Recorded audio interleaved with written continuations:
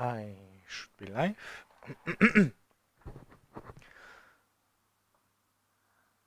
Let me check the audio. Up. Yeah. Now the audio works. There's 3-second latency, but the audio works. Last time, I don't know why, somehow the audio recorder and my computer don't agree on the frequency, and the audio recorder sent, I think, a slower frequency than the computer expected, and this made some click noise and some weird audio in the last video building the QVoodoo, the IO Voodoo.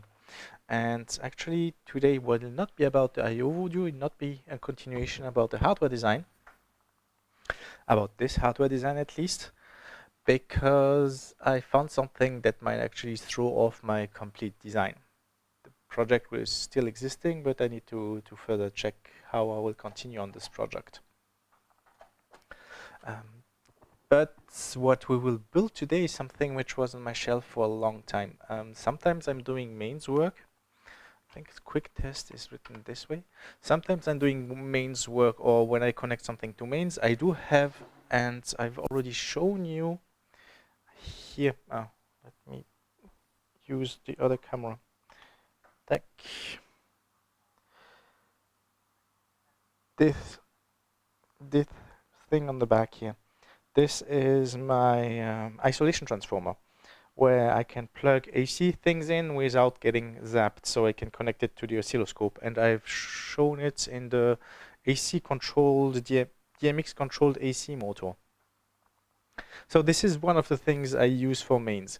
There is another thing I use for mains, AC dimmer, to test if mains device works, and to, so the isolation transformer is to completely isolate from mains. This way I can also probe it without getting zapped.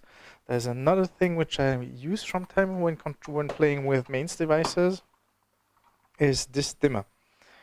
This is just like the same thing. It's a triac. Here, other camera. I plug this into mains.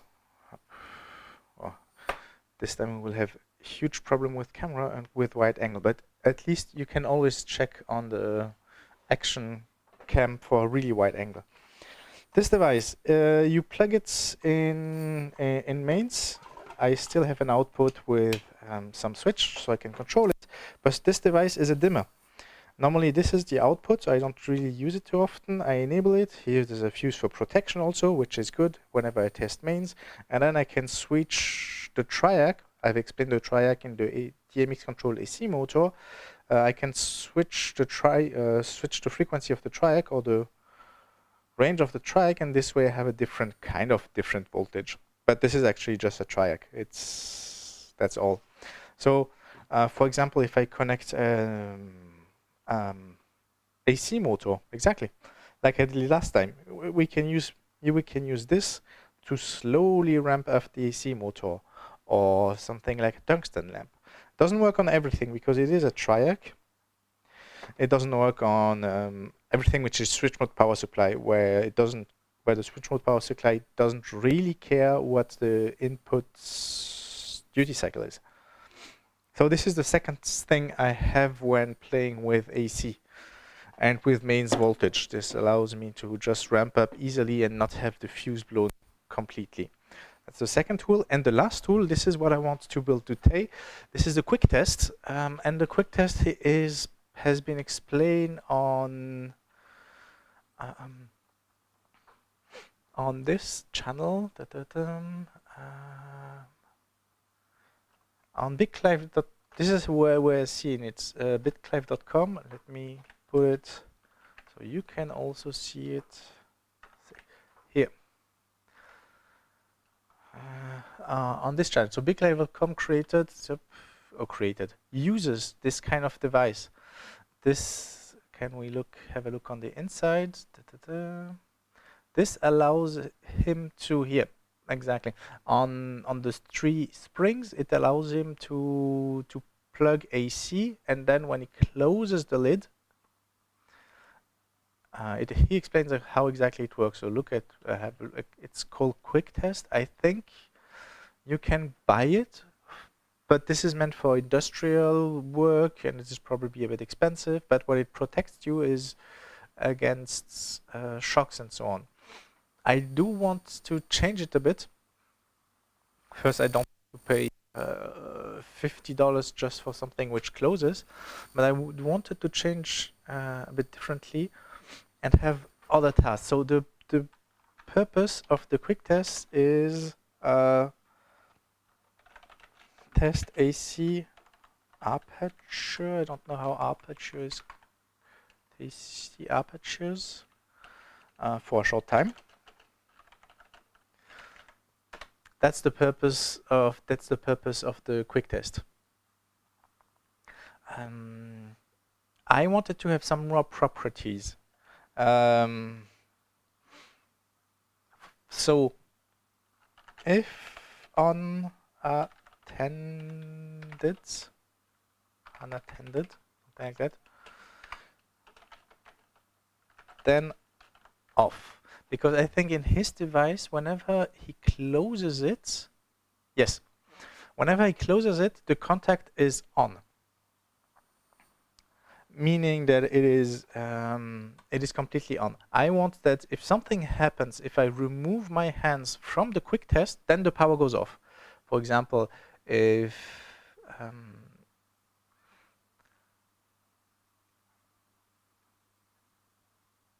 concurrent viewer, there's one viewer. That's weird. How can there be one viewer and the live chats? Ah, live chat is only for people who subscribe. I don't know exactly. Participants, you live, that's just me. I don't know analytics. Well, apparently there's one viewer. He's not on the chat. Maybe he's not on the chat because he's not logged in, but he's still watching the stream. I don't know exactly how Studio works or the live stream from thing works. I still have to learn it. For example, I didn't recognize the audio issue the last time, and also this time I didn't find out how I can look at my stream before I can even start it. But let's come back to the quick test. On here, this is not the case. It will not. Once he closes, it will always be off.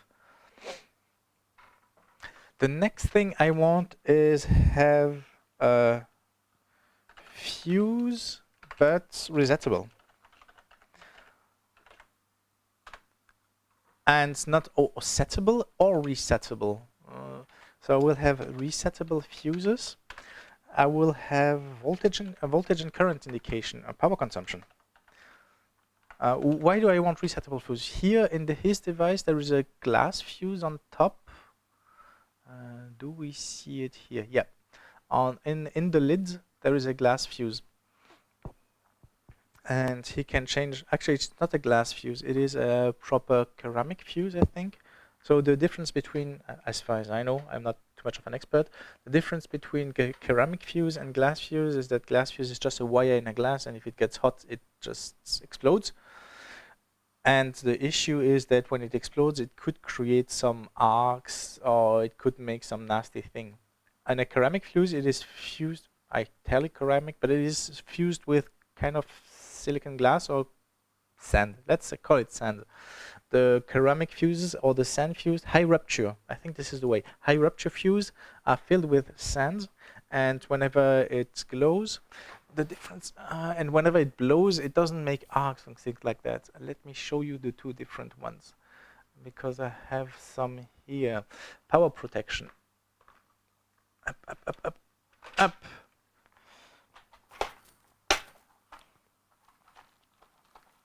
So, which camera is used? This one. Very good. These are glass fuses, and you only see a wire inside glass. So if there's too much current, the filament inside the glass will get warm, and then will rupture. And sometimes when it ruptures, it does some nasty stuff. I don't know exactly the intrinsics, but for that there are these rupture fuses. This is very often what you find in, or what you should find in multimeters. And this prevents this kind of nasty side effects that glass fuse could have. which I'm not completely aware of. And he has high rupture fuses. I want also to have this fuse, but the problem is that they are single use. These are not resettable, meaning if they blow, you have to change the fuse. So this is meant for devices where you're absolutely sure that if something blows, something really, really wrong happened. I want to create, how is it called, a test device where I really test AC apertures. So if something is wrong, it's just because I tested it. It doesn't mean it is completely wrong. It's just I'm making a test, and I don't want for every time I make a test replace the fuse. This is why I want resettable fuses. So this is power protection. That's one of the differences I want. I want to see the power consumption of the device. Consumption,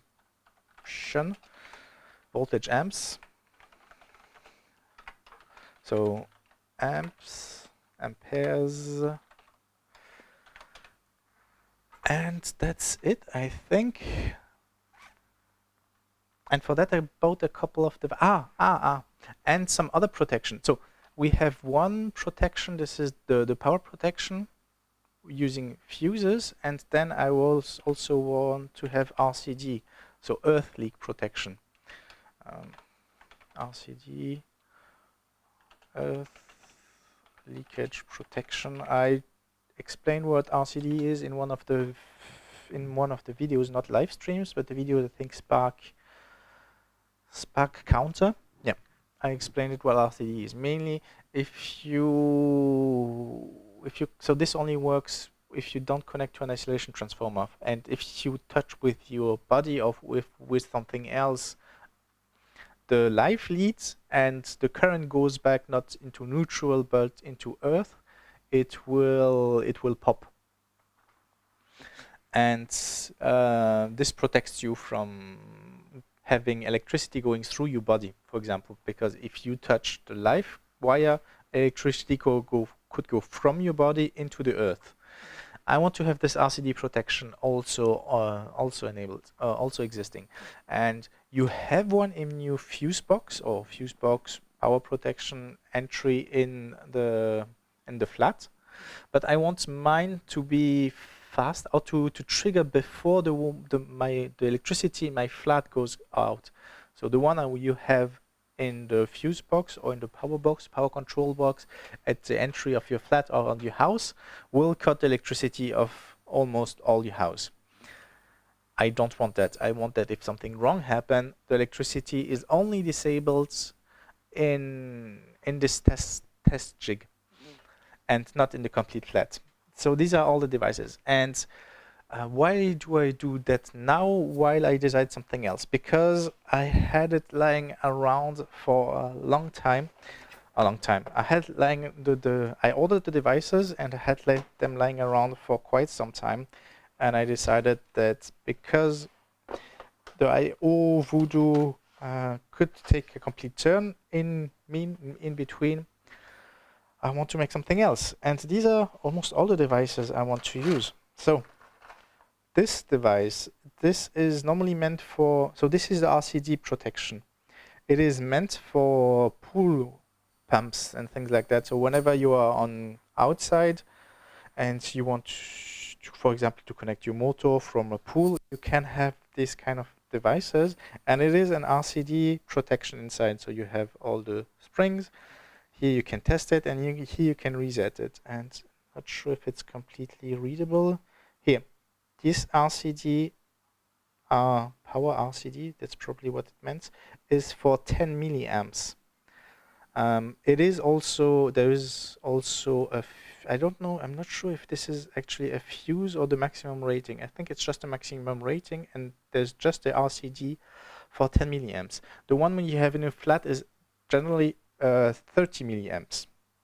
So this is 10 milliamps. There's a chance that this one goes off before the one in your flat goes off. Now, this is not a must, and I didn't really try it because, for example, if you draw 10 milliamps, it doesn't depend on if this is smaller. If you touch something and 30 milliamps go through your body, this one will trigger, but also the other one will trigger. And this doesn't tell how fast, this device doesn't tell how fast it triggers. There is a norm, I'm sure there is a norm how fast it has to, how fast RCD have to trigger, but this is the upper limit. Maybe this one is just as fast as the one I have in the power box. Is this written somewhere, actually? Let me check if I find some references. It's called KF, NBKF 3016. No, this is okay, not K30, 3060. No.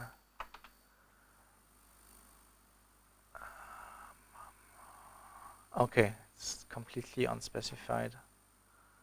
Let me check in my order. You don't see it because it's on a screen where you don't see my orders.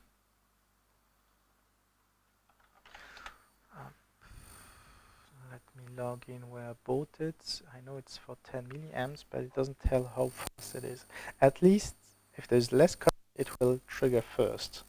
Because if there's, for example, only 20 milliamp drawn, this device will trigger, while the main one in the cupboard will not trigger.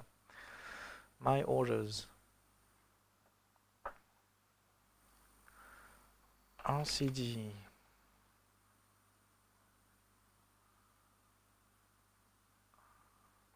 RCD. In the US, it's called GFCI, something like that. Trip time, 0.1 seconds. Less than 0.1 seconds. What is the trip time for RCD? RCD of other RCD. RCD trip time.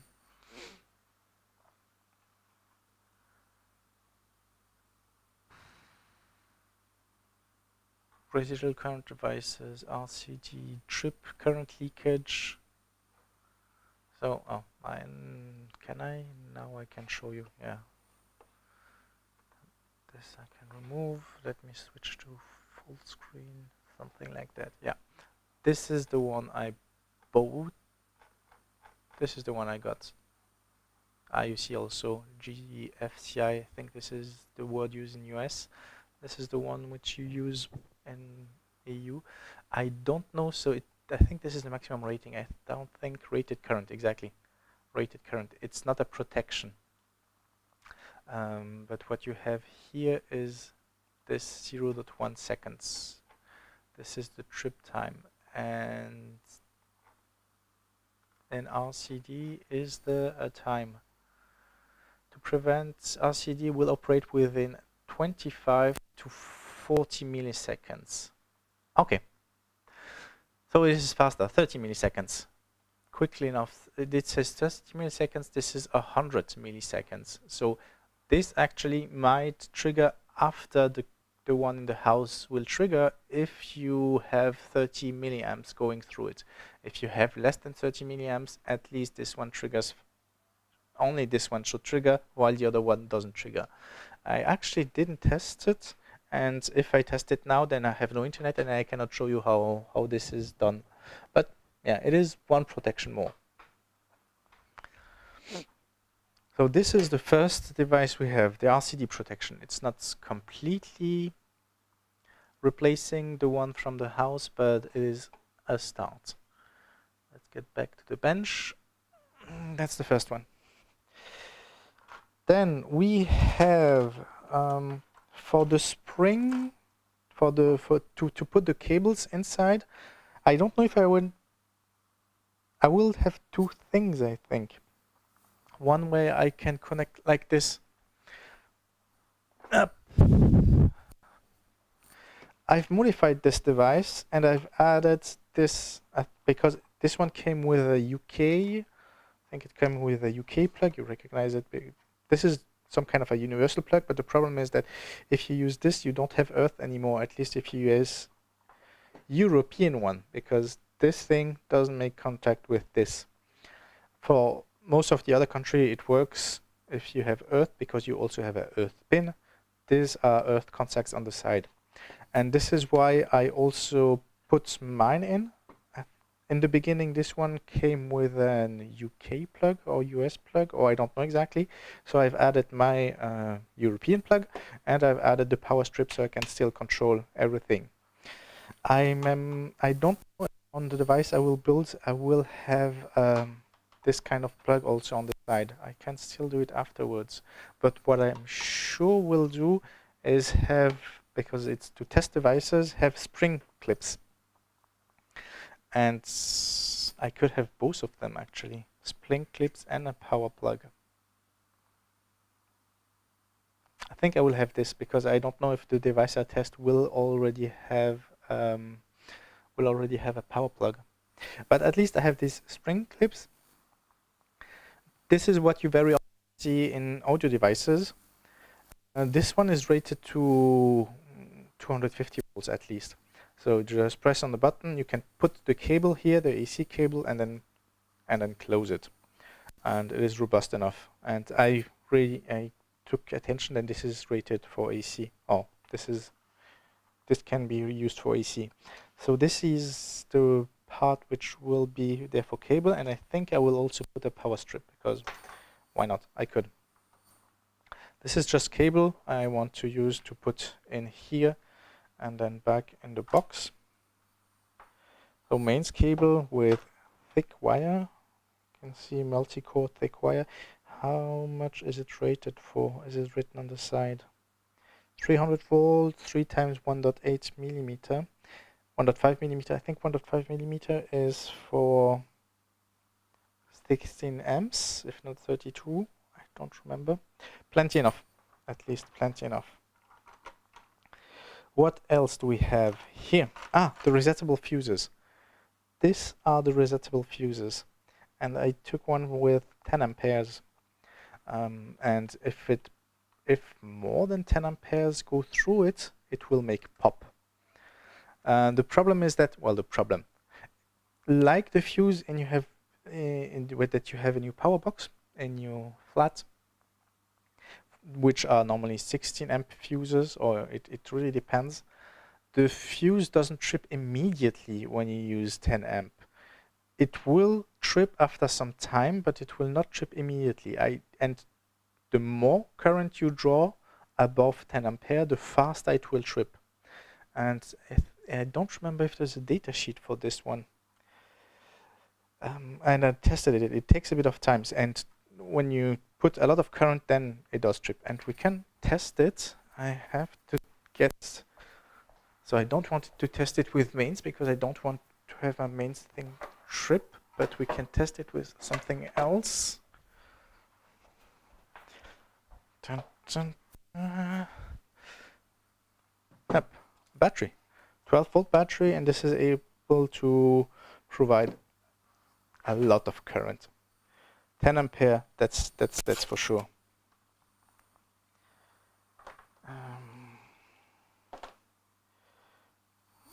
Ideally, you want it to be connected correctly. So let's connect it correctly so we can have a test. This is minus.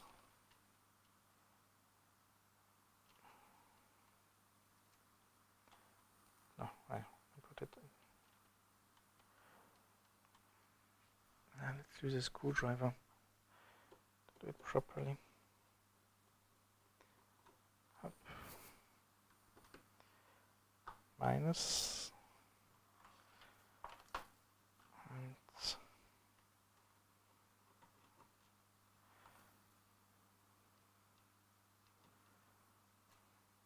plus, and we can play safely with it, because even if there's a lot of current, the voltage is not very high.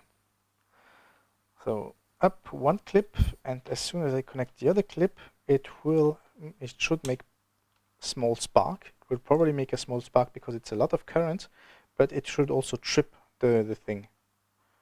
Now let me remove the cap so we can better see if it trips. So here it is on, and oh wow, it didn't trip. Try hold it longer. Ah, now it tripped. And you see it's not immediate. And once it tripped, if you press on it, it should be able... Ah, I can't press on it currently because it's probably still warm. But this should be resettable. This is why you have a button. So let's wait until probably it cools down. Okay, and now I can trip again. Ah, so it heat up, the metal heat up makes it, and I'm wondering how much current is going through. I cannot connect the multimeter on here because the multimeter has only a 10 ampere fuse, but I can connect another device to measure high currents, which is my current clamp meter. Let's put it to 660. Let's have at 0 with 60 DC.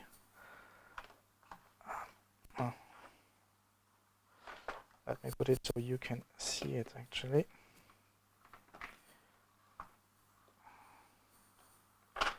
Up. Up. Now, if I hold it, I see we have 30 amps and tuck, fuse. And the more amps you put through, the faster it trips. I didn't know about this. I didn't know it take that long. It takes about 3 seconds with 50 amps going through, which is a lot. But at least what it prevents is it doesn't prevent you from getting shock, because if you have 60 amp going through your body for 3 seconds, it's a lot. You will get burns, but at least it prevents the flat from getting burned, because in 3 seconds, or how much time it starts to trip, there's not a lot of chance that something will catch into flames, or not a lot of flames. It will more likely break, but not trigger a flame. So this is what the protection is for. And now, can I reset it? Yes, now I can reset it. So this will be my power protection, kind of my power protection. I wish that I took some, but I did take 10 amp because I might use something which uses up to 10, which uses 10 amps. I could use up to 16 amps on my wiring. If everything, yeah, I think 3000 watts, everything is 16 amps. 16 amps, yeah, most of the things are thoughts of 16 amps. I still limited to 10 amps, but somehow I wish I could have something which triggers with less current, and I think I will combine. There will be this resettable fuses, and I will have glass fuses for really limiting if I want to limit. So there will be the option of glass fuse. Do I have a glass fuse holder? I do have.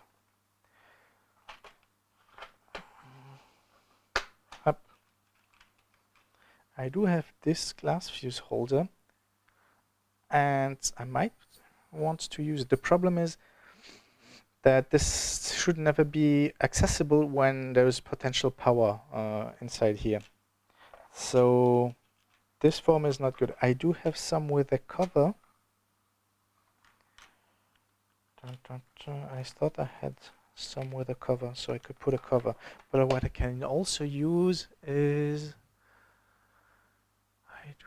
7-segment dots, inductors, temperature sensor, resistor, power set, relay.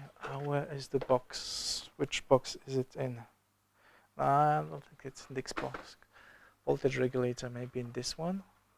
Misc sensor, transistor, fuse holder. Here, it is written on here. In the fuse holder box. So we've seen how this strip works. It does work. It is resettable. And this way I can reset if something wrong happens. I remove the cable because it would be really good to, it would be really useful to leave the cables, because most of the times I require them. But the problem is that the cables are loose and it could make contact and drain the battery. So I'm still removing the cables. Just to be sure that the battery is fine. And it is unlikely to burn. Up. Tack, tack. Tack, tack.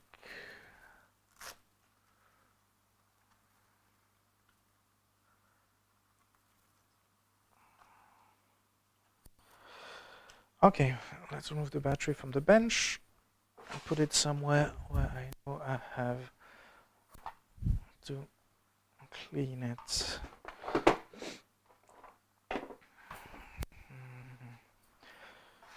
Also this one, put it back in the bag and where it belongs to.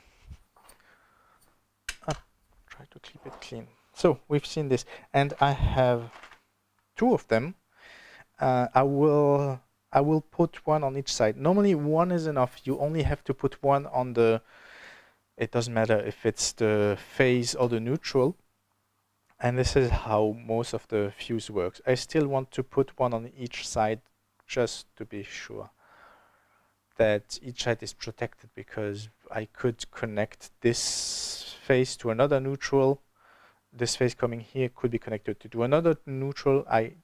Or something like this could happen, that you use the quick device and you don't only connect this one to, so from the quick connect to the quick connect, so from the neutral of the quick connect to the phase of the quick connect, but you could connect, for example, the neutral of the quick connect to some any other appliance which has AC. And this way you would bypass one of these fuses. Now if I put on both lines, then I'm sure that it will be fused. So these are the fuses, and what I can also do is have this, not sure if I have nice ones here. Here are the ones I meant here. These are fuse holder with cover. I know what I want to do. Okay, I will have, but I don't have any of them here. I will use fuse, they meant. I also have these ones as fuse holder. So this would be fine actually to put a fuse holder here, because whenever I open it, whenever I want to use it, I close it. So whenever you want the fuse to work, you have to close it. And because it is closed, there is no way that something can touch inside. So this would be safe. But what would be even better is use car fuses, because you can change the fuse. Yeah, car fuses would be nice. Are car fuses rated for 200 volts? Car fuse.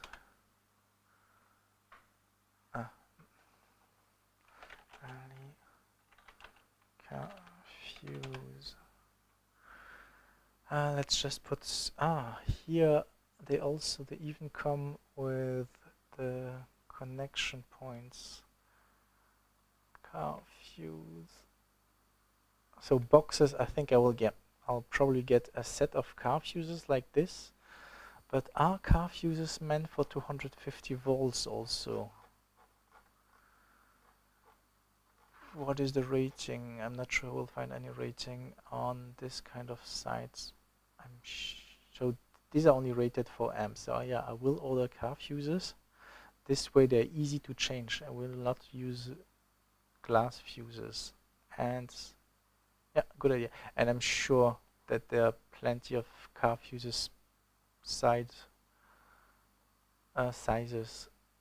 small size blade type. Yeah, whatever small size mean. I'm sure there are different sizes, but not too many of them.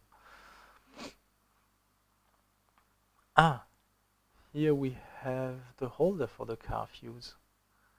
This would be, here, see, micro, standard, and there's probably mini. Okay, there are three sizes: micro, standard, mini. I'll just take the standard because they're probably more reliable. What is the thing on the side for?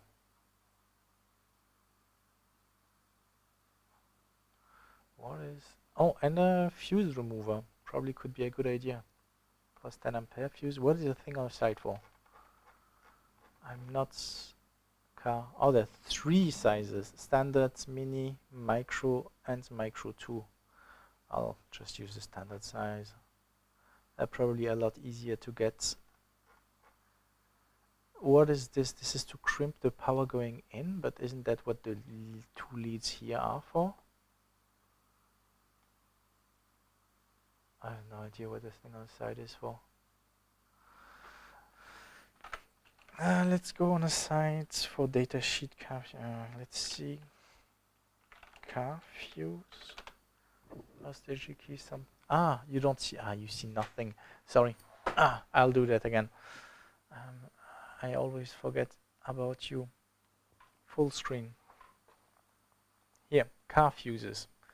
I meant with this, we see that there are 4 sizes of fuses. I'm not familiar with car fuses, but there are 4 sizes of fuses.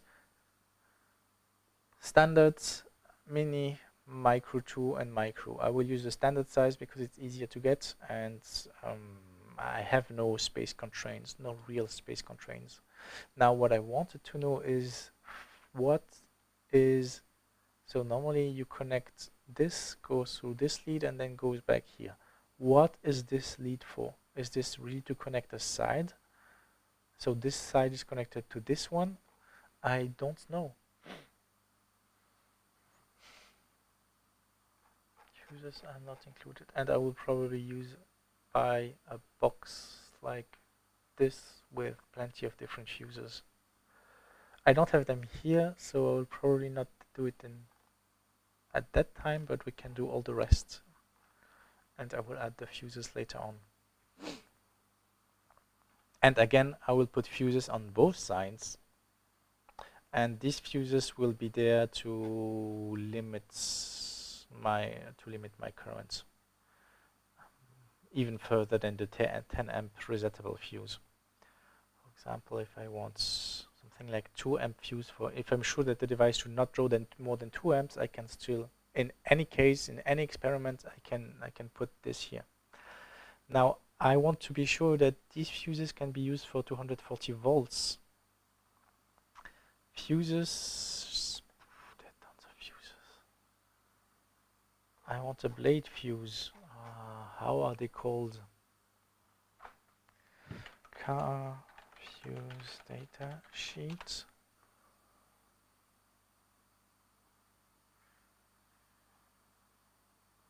High current fuses. No, this is not what I want. But something like this was nice. Blade fuses. Okay, they're called blade fuses. Blade fuse. 32 volt DC. Okay. It makes absolutely sense because a car is generally 12 volts, sometimes 24 volts. And that it is rated for 32 volts. Can it be used for 250 volts? I don't see why it couldn't, because the spacing between the blades are apart enough, but I don't know. Liquid protection, I think, blade fuse, because all the devices right now I used are rated for 250 volts. For example, the glass fuses are 250 volts rated. 250 volts.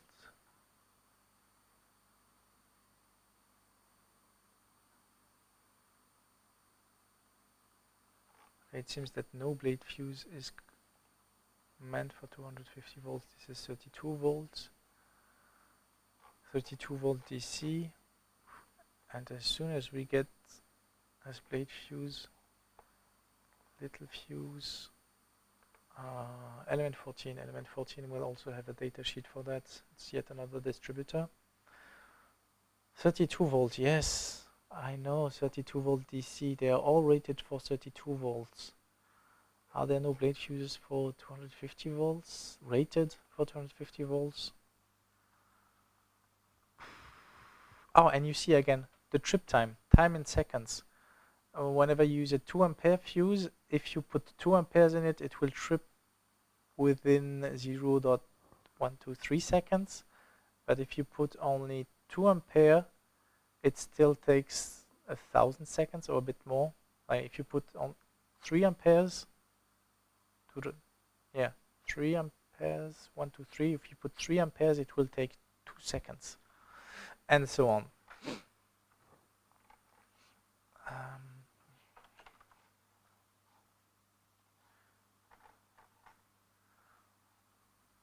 Blade fuse, 250 volt AC, can we use it? It would be really nice. It seems that none of them are done for that. So I will probably have to rely on glass fuses. Not ideal, but if nothing is rated, then yeah. If the car fuses are not rated for that,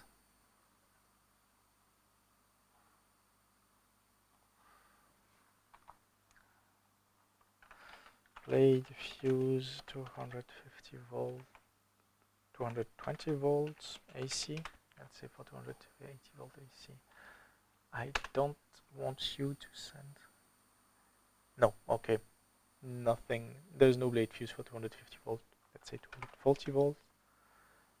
Come on, stop telling that you're not using HTTPS. Okay, so blade fuses are not meant for 250 volts. We will stick with. Oh, these are nice. These are pass-through fuses. This could be really nice, waterproof with a cover. Wow. 10 ampere. That's okay. That's fine because I will only have 10 amperes max.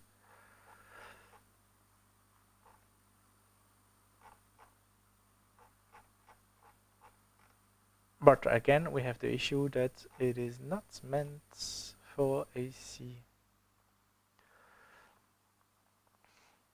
Blade fuse, AC. Did someone use it? McMaster 700 volt fuses. I'm sure it's not a blade fuse.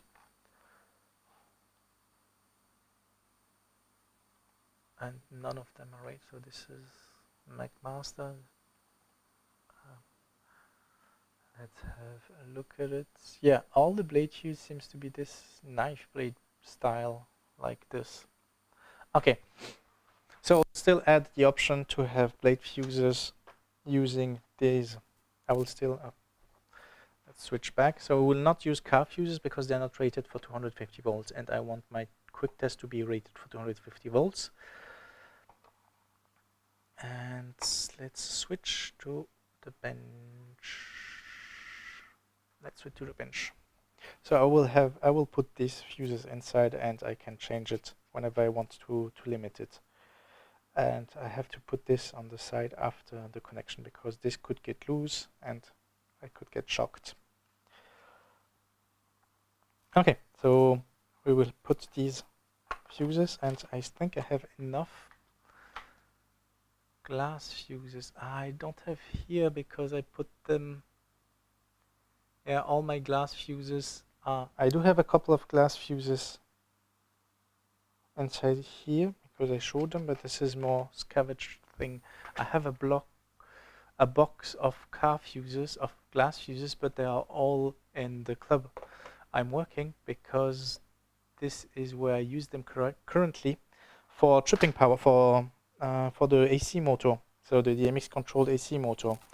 So I cannot show you the glass fuses now, but I can use these ones. I have these glass fuses which have leads. These are meant to be changed on AC switches or things like that. So sometimes on AC switches, what do I mean?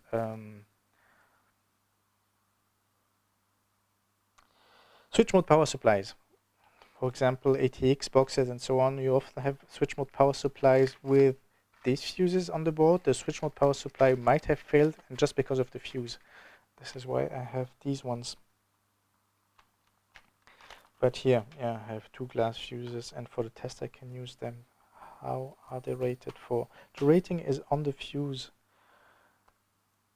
200 F20. Yeah, so this one is a 20 amp, and you see that it is beefy. You have to look on the cap. You see F20, 20. This is 20 amps, and then you have the voltage 250 volts. Is then A after the 20, 20L? Yeah, I don't know. So this is 20 amp, but I will have to put on both sides, so I need two of these. Oh, I have a super large fuse.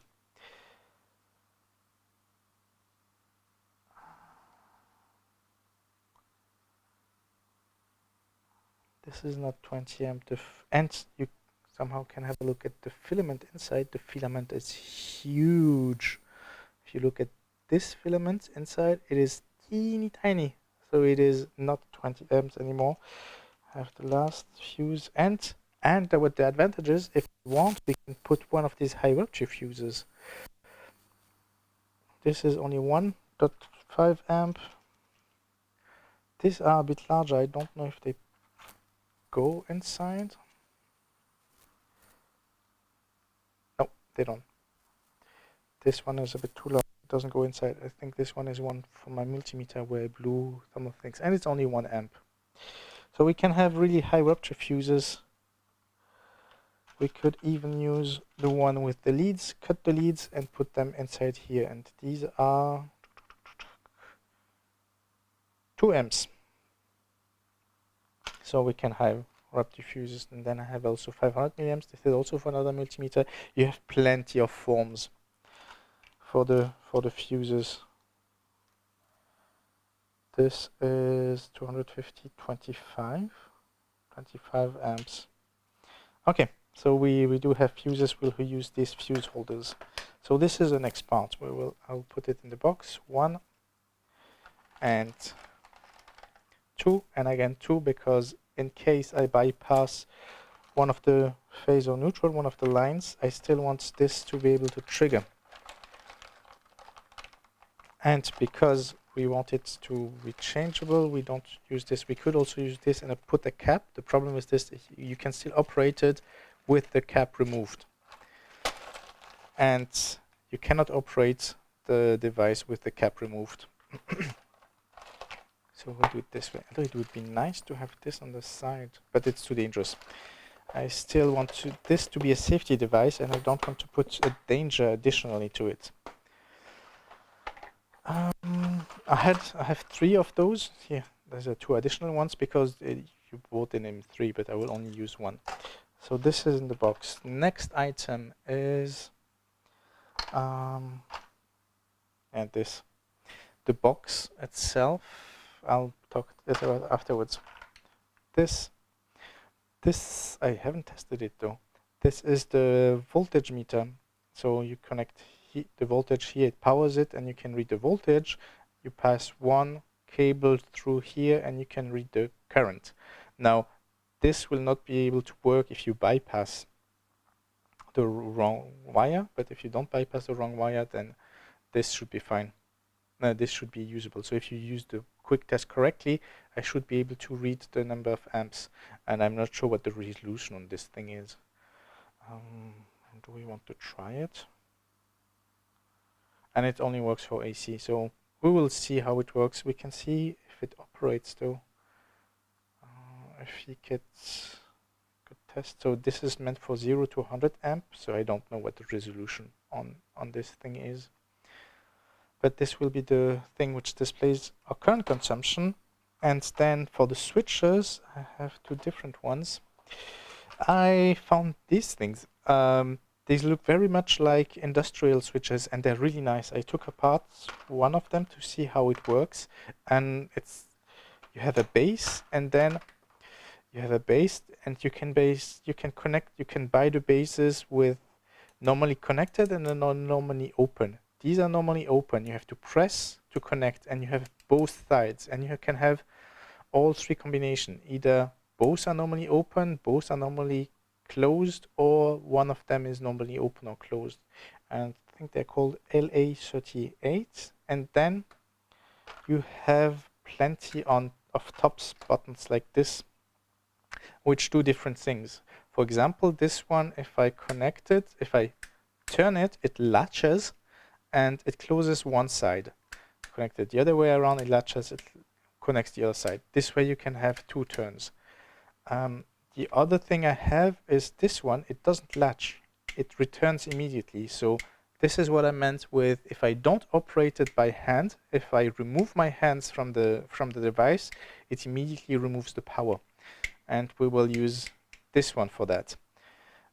The problem is that if you turn, I want it to cut both.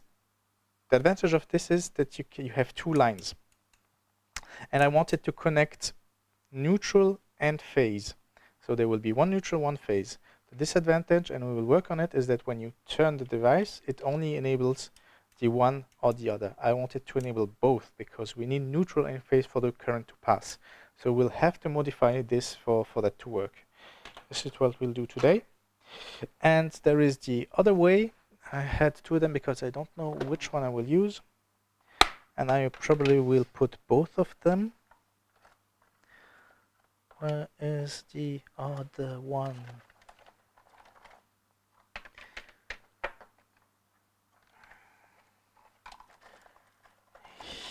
Here. And this is rated for 250 volts, 440 volts, 10 amp, and 10 amp will be the maximum I have, so it is fine. And then I have this one. It is also rated for 20 amp to 16 amp, 250 volts, and this one is also momentary, so you can have it latching and momentary. This one is momentary, and I'll probably have both options because I don't know if I want to use this one or the other one. I don't know what feels better. Because I have both of them, we will put both of them. So this is that, and the last part is the box. And for everything, I will use this box.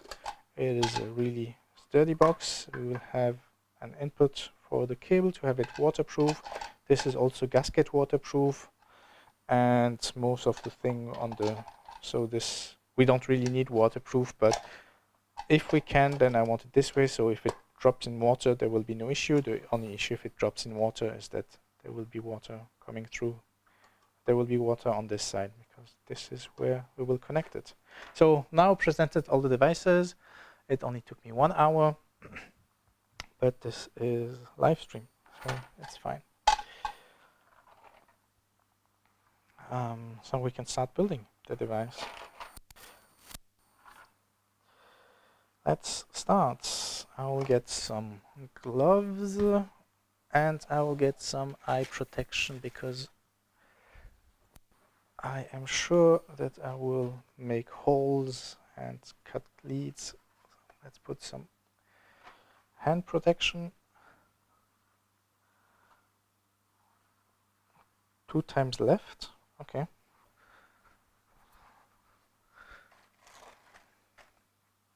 Okay, I don't know why I have 2 times left.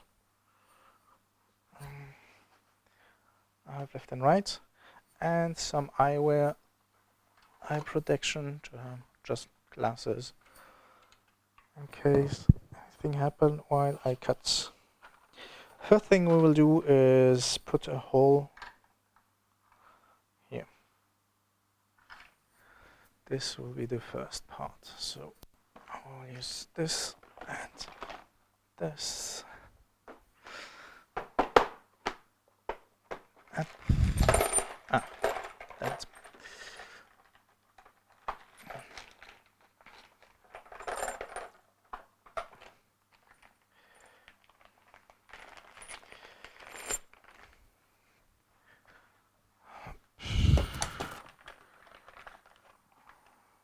how large is this? What is the hole size? M16. So it is 16 millimeters. Do I have 16? Yep. I'll use this to make the hole incrementally. There's already a hole which is not very clean. I'll try to make it clean.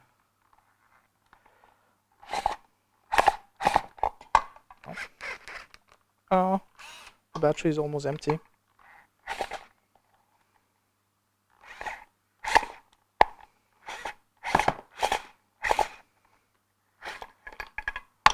Come on, why don't you hold in the clamp?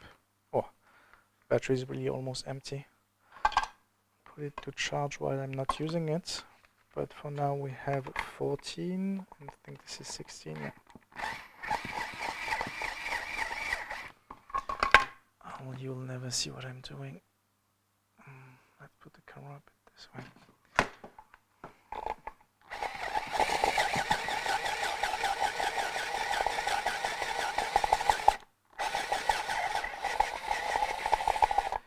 This is 16. That's a 16 hole. Up. Let's charge it while I'm not using it. Also, I have still another one which is power operated, so this will have no issue. Let's charge this one. Does it charge? No, it doesn't charge. Why doesn't it charge? Ah, because I have no power on the bench. Now I enable power on the bench and now I charge it. Yes, my bench. I can cut the power on the whole bench.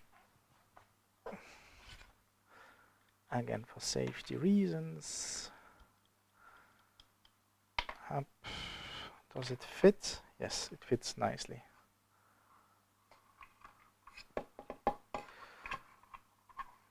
This is the one side. I'll immediately put it inside. There's no reason why I shouldn't already have that. It will at least tell me where I can put things. Up.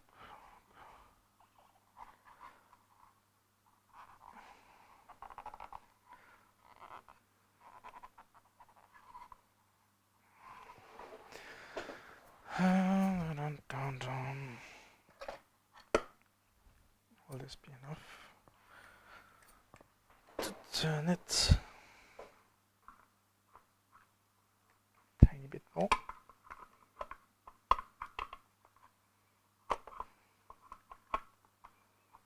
And now it presses on this caoutchouc ring, rubber ring, and this rubber ring makes it waterproof. Now, on the other side we will have this cable. It is a bit short. We could have longer one, but it is good and it is long enough, I think, for what we want to do. So for that we need a screwdriver.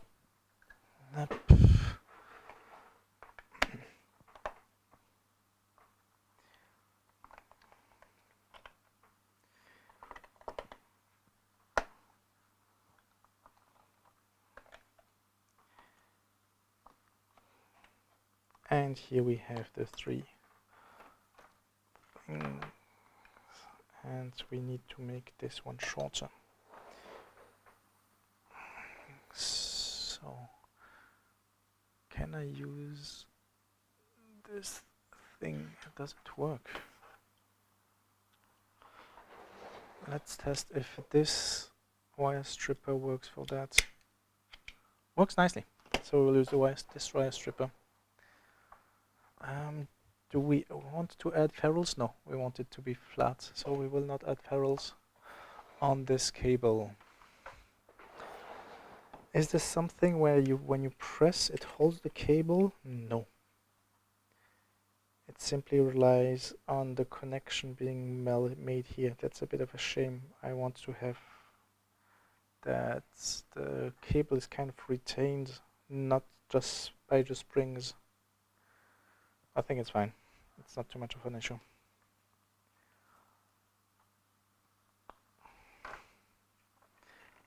It is far too long. I have this here.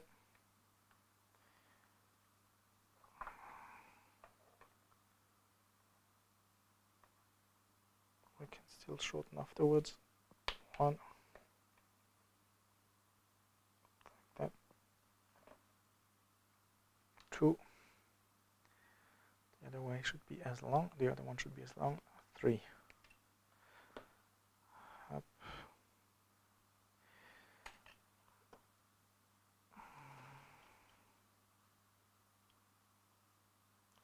I will put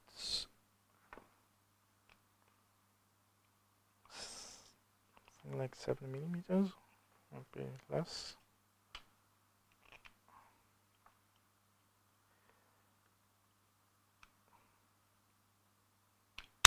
This much. Is it that much? Tiny bit more. Tiny bit more doesn't work. Doesn't work well.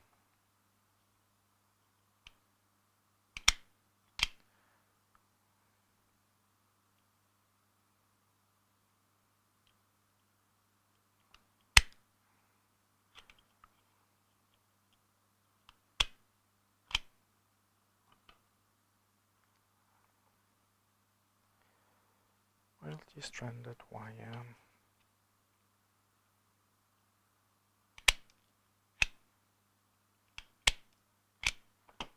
Okay, so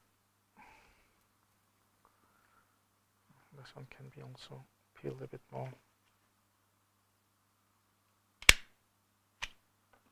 Okay, this is peeled. Up. And always start with ground.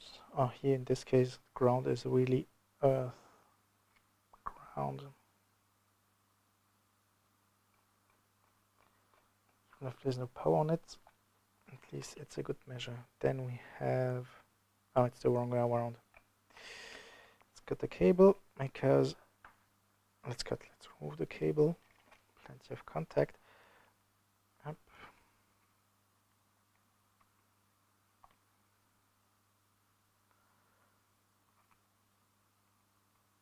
Because neutral is always blue, at least in Europe. I don't know if whole Europe. At least in Germany and France, blue is neutral. And yellow, green is earth. All the other wires are live or something else. But you can use any color for the wires, for the live wires. Often it's brown, black, gray. I've seen red also. It really depends, probably on the country and what you want to do, but there's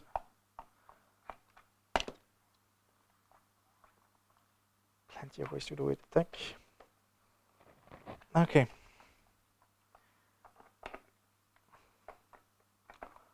All well made. And I have a bit of leeway on the ground. This way, even if I plug too much on the cable, the ground is the one which will last disconnect. And this is kind of a mini safety.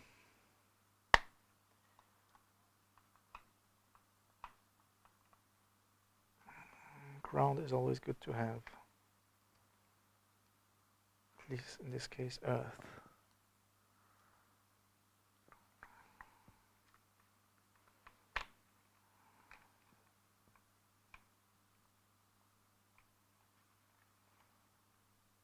Okay, all's well. So this is done. Now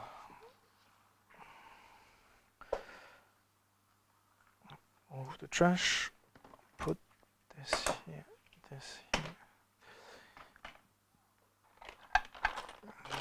this here. I will need to cut some holes, but I think this piece here is enough to make most of the holes. So this will go in. This will go in here. The cable fits nicely inside, and it must be that long because the earth cable will go directly up to here. And I will put, so I've told you about the color. Earth is yellow-green, sorry. Live is any wire, and neutral is blue. We don't have these colors here because this is meant normally for it is meant for AC, but for audio boxes. So you have left, right, and common, I think. So we'll have always in center and in black. Black is often ground. This time it will be protective earth. So it will be earth.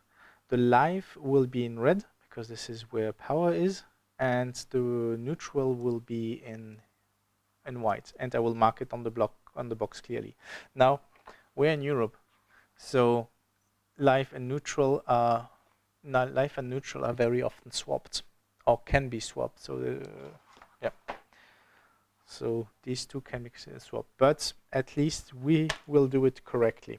And we will not be sure if in the end it will be correct. We will do it correctly. Can we? Yeah, I think this is the task we will do now. We will put this thing on the box. This is where I will solder the cable. And I'll put it here. Do I want to put it at the bottom, in the middle? good question. It doesn't matter.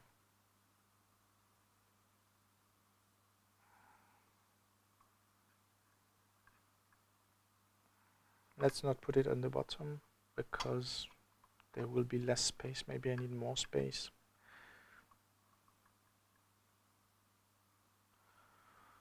Somewhere here, let's put marks. For the marker where I need to make the hole. Where is the marker?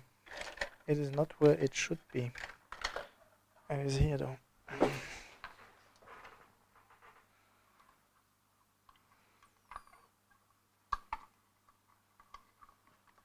Ah, there will be also the lid.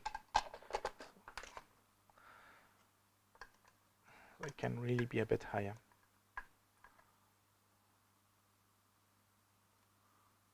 Something like this.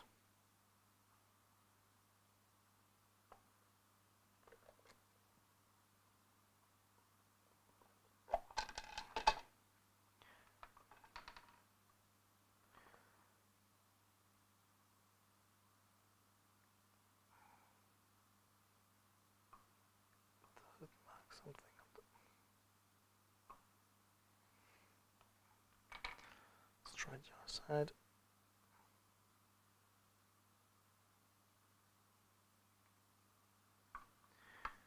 These are where I should make the holes a bit lower. What is this? 5mm? 3mm? Not 3mm, it's a bit more.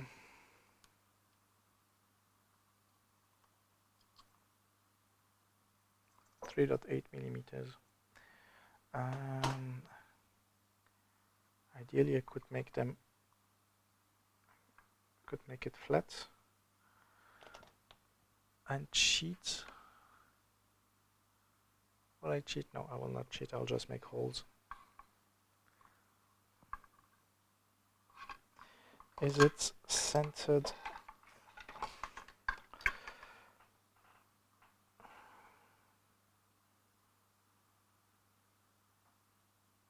Center enough for my eye.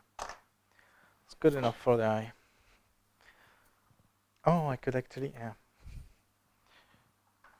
Good enough for the eye. So 3mm. I need a 4mm drill.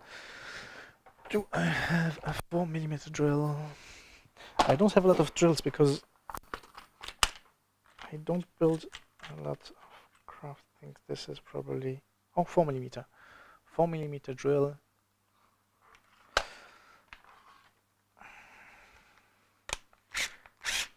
Ah, it has a lot of power. We can even leave this plugged. Doesn't bother, the cable is long enough.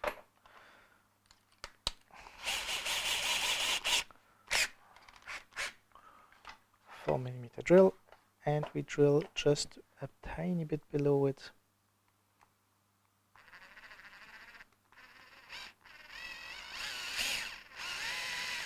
No center punch used.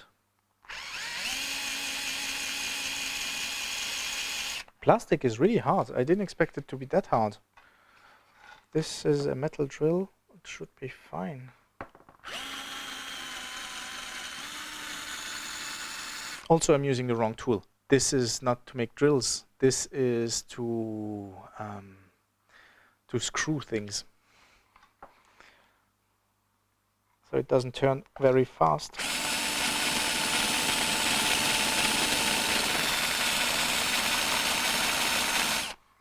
Most of the time. Wow, no, I'll just use another drill. I just barely scratched the thing.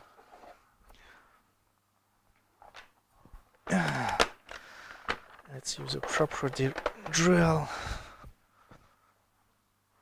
Up, proper drill. And it's the most basic one. It's not very powerful, but it's plenty powerful enough for the holes we want to make compared to this. This is mainly made for screwing things. This is made for drilling. It is still cheapest one I could buy, but it is good enough. So we're not hammer, we only want drill. And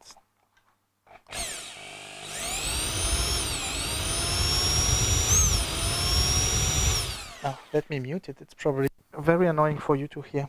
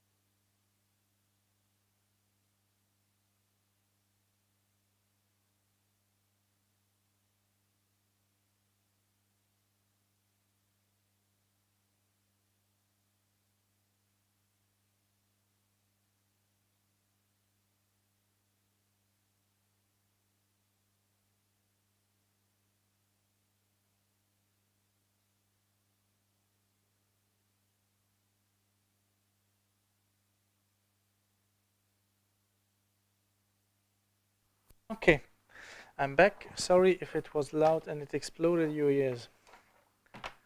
And I thought I changed the battery of this device, and the battery still to be empty again. The caliper. Yeah, the battery of the caliper is dead. Oh, it's not clean inside. And I need to put this before I forget it. Does this fit? Perfectly good. I didn't think about these tabs here on top. They don't go completely inside, which is not a good thing.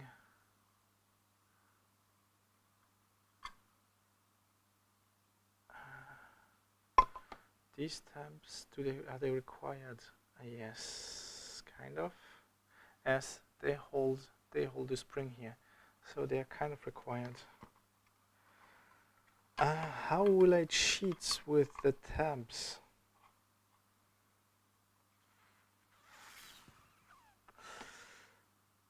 I can make holes.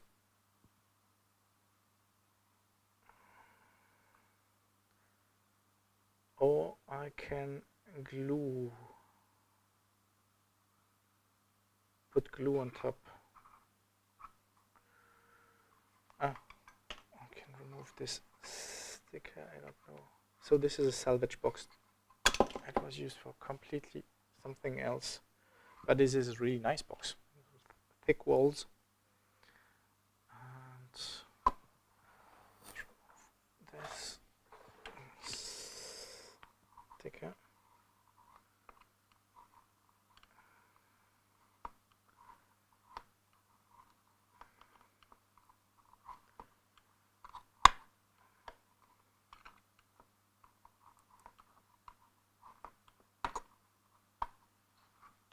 Sticker removed.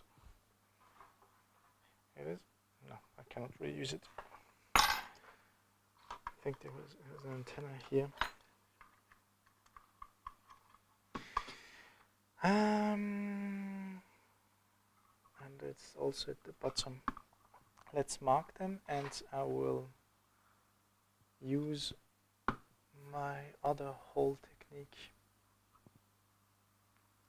because I want somehow to, so this will be screwed, that's for sure, but why not also glue it? Okay, I need to change the battery out from this caliper. Up one dead battery and put a new one in. AG14, right? LR14. 44 is not LRR. AG13. That's okay. AG13 LR44. Up 1.8 volts. Primary coin cell. Yes. Okay, fresh battery.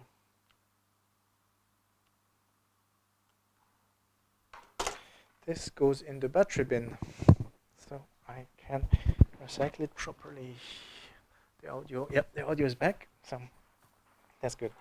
Yeah, marker. Let's mark where the things are.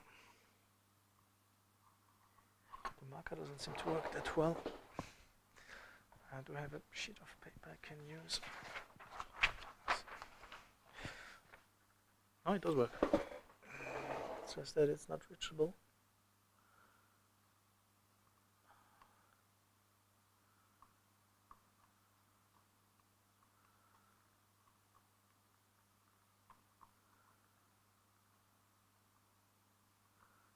I'll clean the marking afterwards once everything is completed. Oh, no idea how I'll mark it on the other side, but it's below the holes. It's just below the holes. Same height, a bit smaller, but it's below the holes. And how we will do it, how we will make tabs, using a soldering iron with my crappy sliding tip, and it's probably the right size, so I just need to go inside. Yeah, good size. Now it's a bit larger.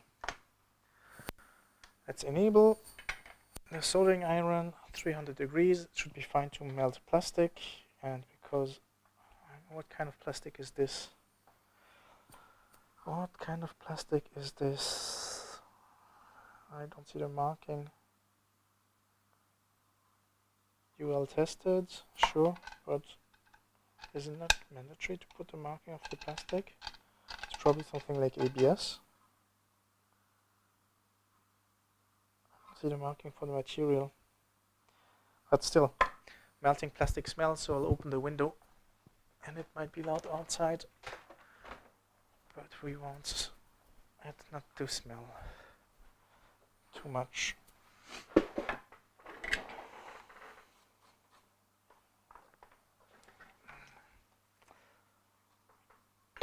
Let's put the hazardous things away, and let's make the holes.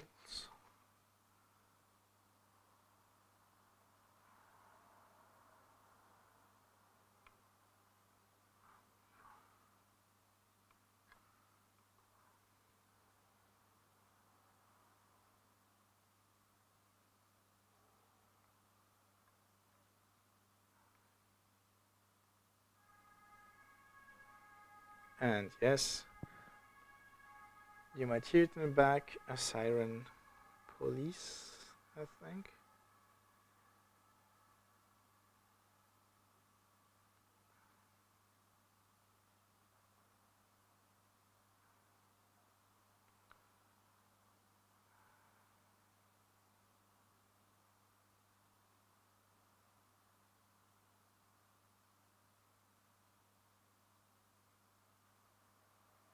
And it cuts like it, but it's a nice technique for cutting plastics. Below the holes are the three other. How deep is it? Oh, it's quite deep. Okay, I need to dig more inside it. Not completely through the plastic. I want to avoid that, but still a bit more.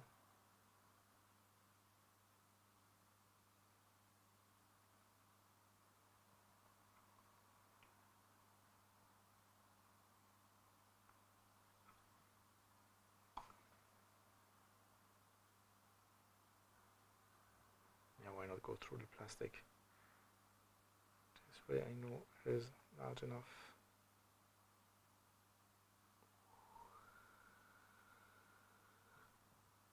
And you're not seeing what I'm doing.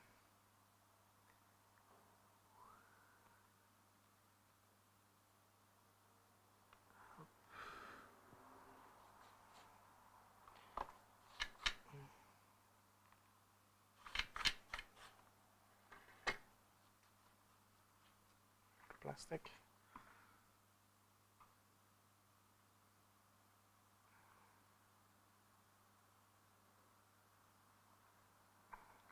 It doesn't smell a lot. Don't know what this plastic is, but I have almost no smell. Doesn't seem to be crappy, smelly plastic.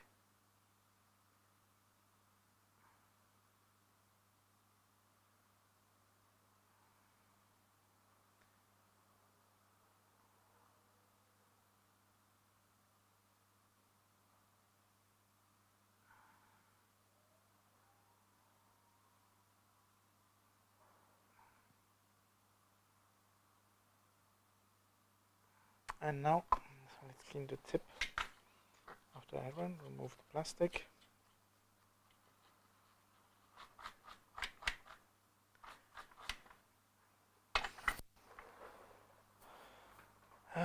Clean the burrs.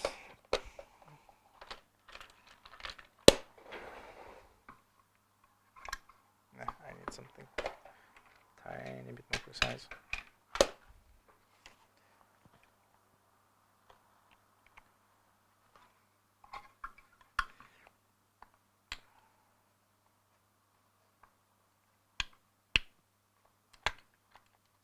Not towards your thumbs.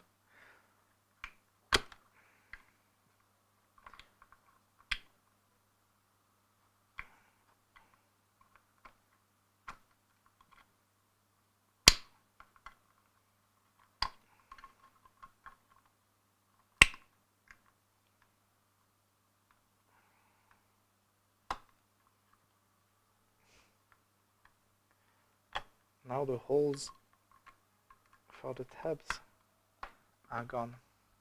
I need to drill them again, but this time I'll drill it with a smaller tool, and the hole is already there, so it should be fine.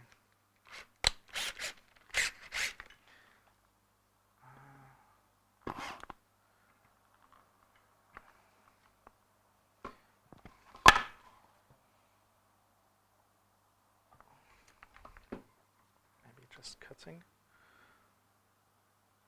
Up. Up. Yeah, this cutting also seems to work.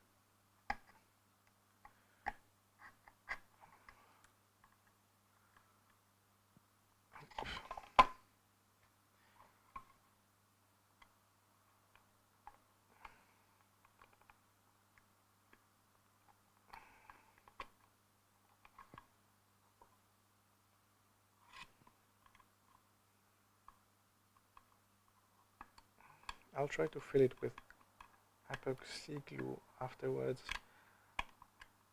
so it holds better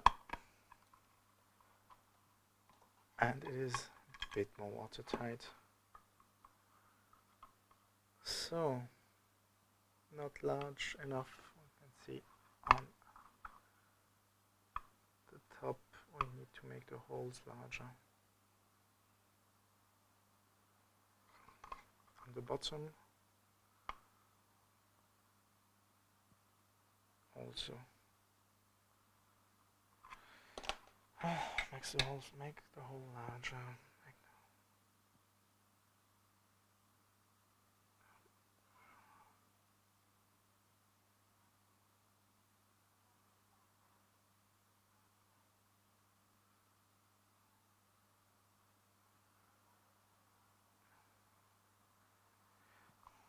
Maybe hot glue will be even enough.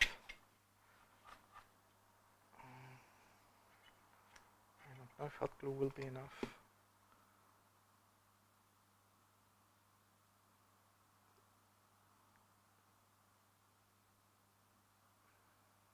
That's easy to make, that's good. Because we don't actually need that it glues, we have some fixtures which we'll have to make the holes for. But we don't have fixtures. Okay, this doesn't work. I have to put, can I put this in the middle? No. Ugh. Full of rust. Cheap quality stands. This needs to be a lot larger and go lower. Larger and lower.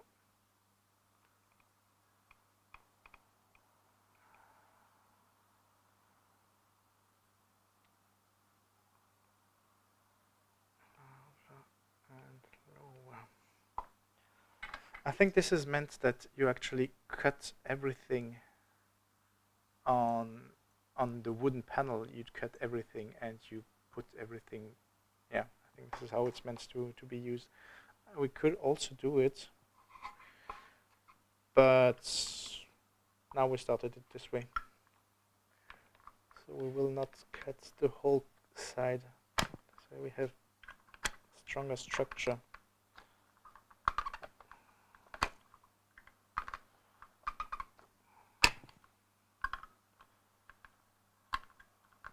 On the plastic. Oh, this plastic is really, it is really a strong plastic. I have no doubt that it will hold even if we make the hole, the complete hole.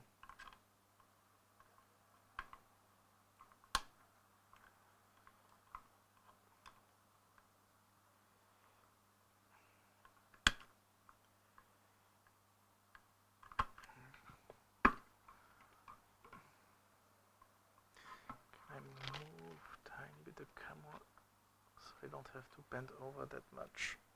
Oh, something like this.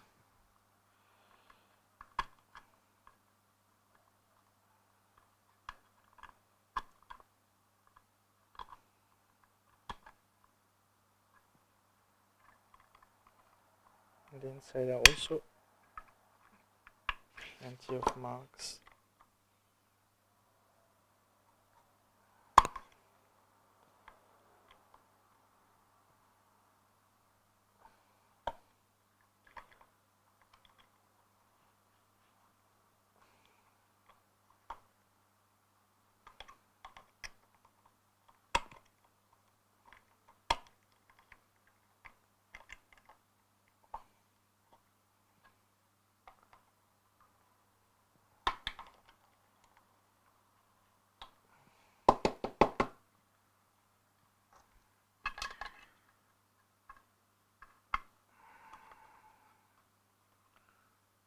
It doesn't advance at all. Ah, one goes in, two.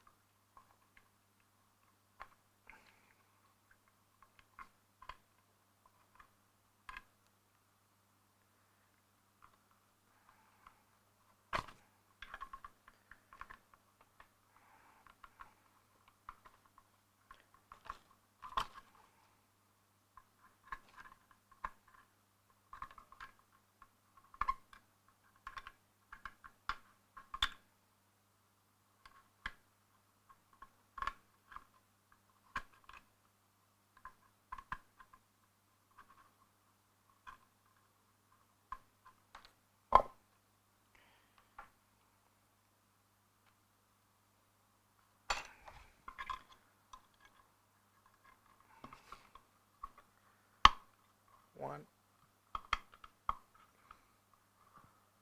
1, 2, 3. The one on top already go inside. The one on the bottom don't.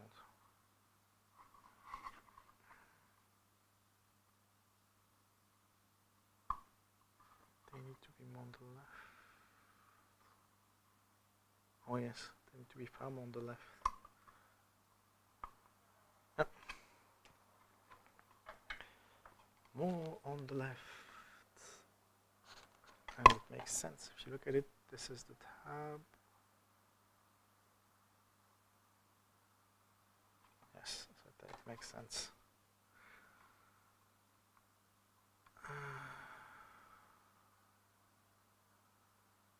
Burn the plastic.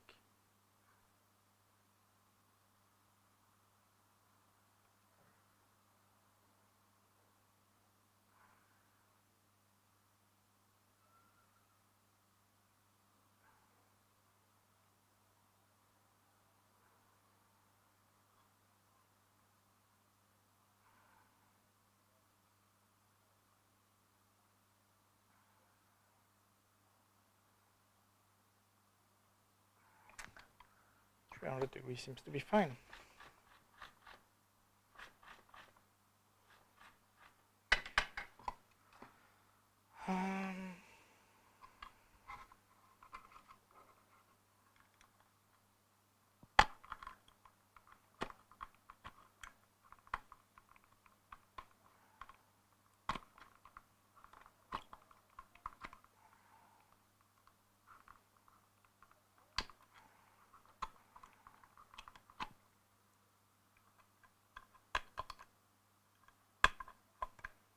And we could have made the holes for the spade also using the soldering iron in the ends.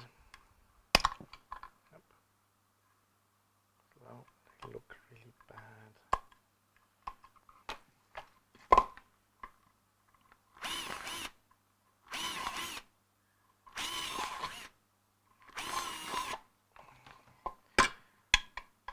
Looks like this for now. Let's see if it fits.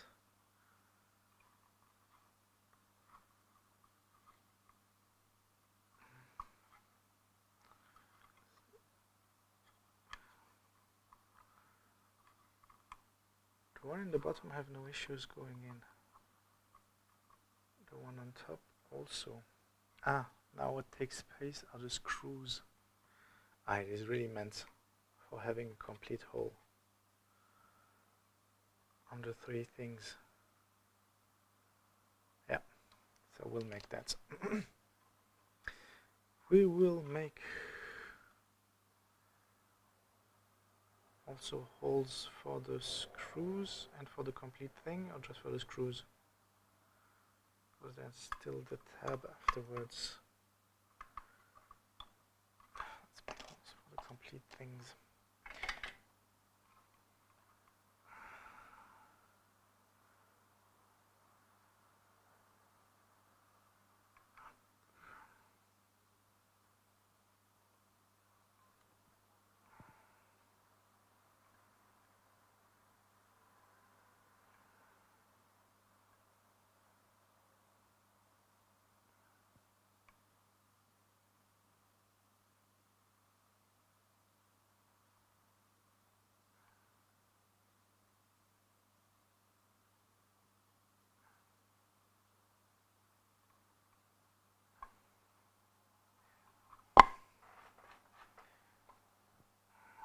That's one.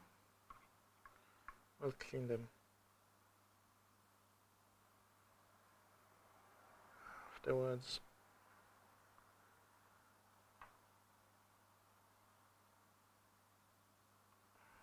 It could be a bit warmer to go a bit better through the plastic. Because it's a bit slow.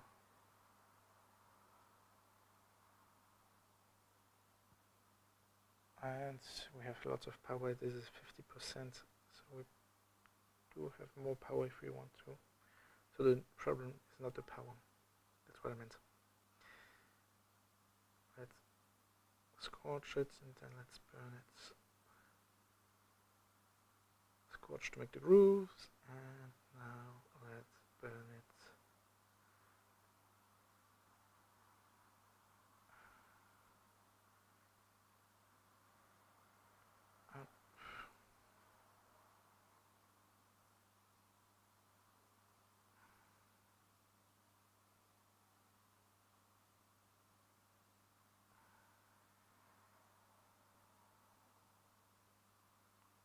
Okay.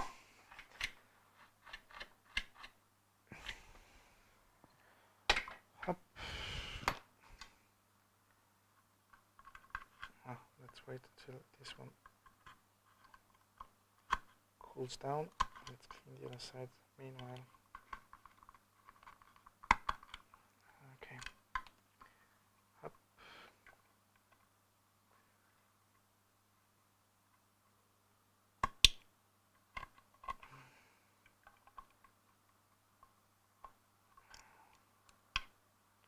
One.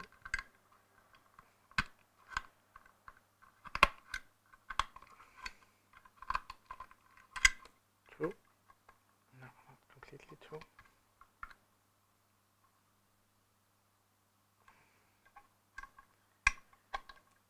And three. And we could have put it a bit lower to have better structure on the top, but it is strong enough. This is really thick plastic. Maybe not a lot of force. So before we completely clean it, let's test if it works.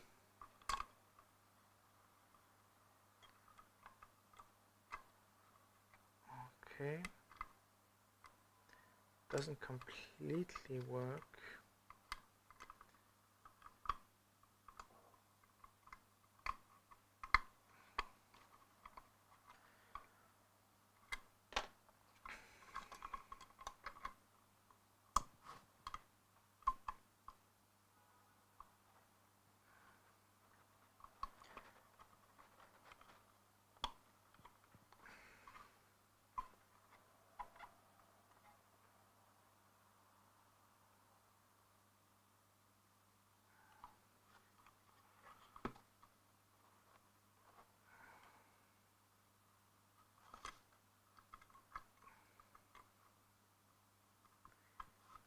I think if we deburr it and if we file it, it will be good enough. Let's file it. It's a bit small. Do we have a larger file? I do have some files. Is there a larger one available? Fits my needs. Too large. Let's use this one. I'll switch off the audio while I'm filing it, so you don't have to hear the long noise.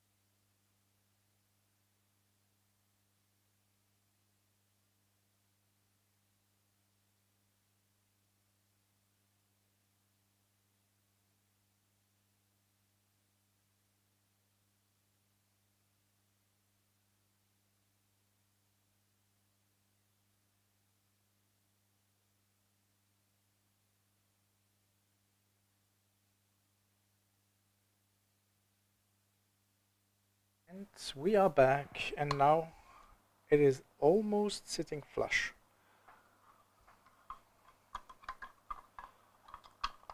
It's not completely flush yet, and I don't really know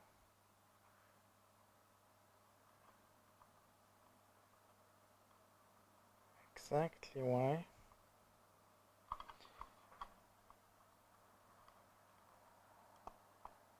And the top needs to be cut. I'll file again.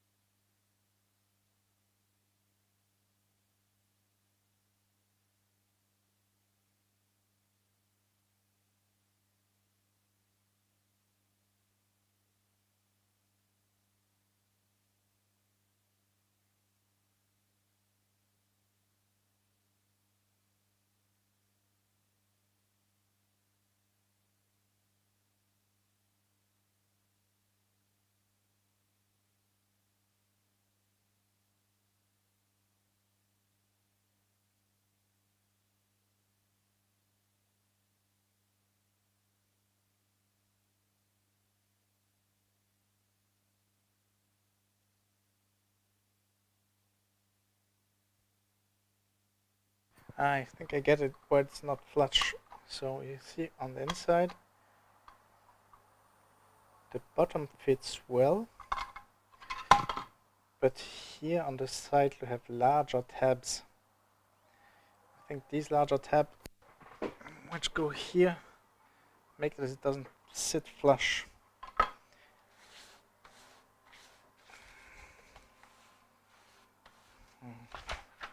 What a mess. Let me remove most of it, and it will be loud again, so I will switch off the audio.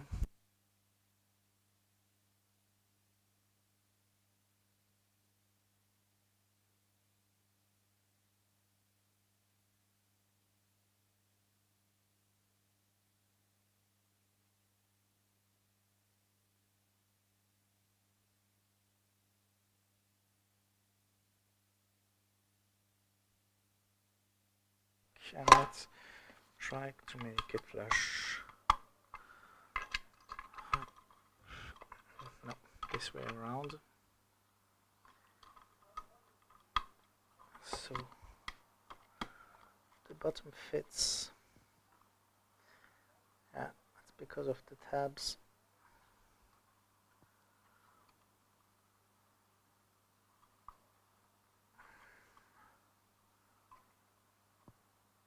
The tabs are too large, so I need to make it larger on the top. Just for the tabs. I'll make that.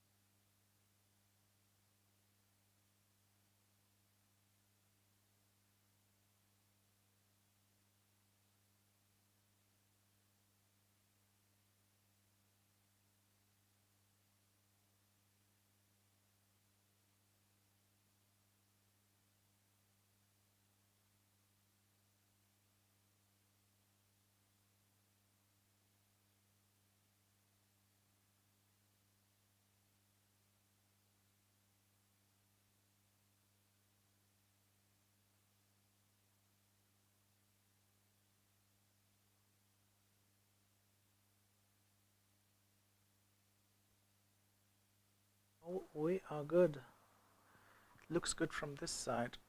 Look at the camera. This way seems to fit quite nicely.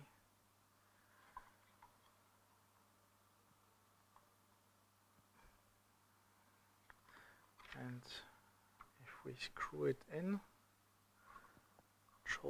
hold tight. I will still put a tiny bit of glue here afterwards once it is tight, just to be sure that nothing gets inside metal shavings. But for now we need to make holes here and here. What's for the screws? And I had a screw bag. These are the screws they gave with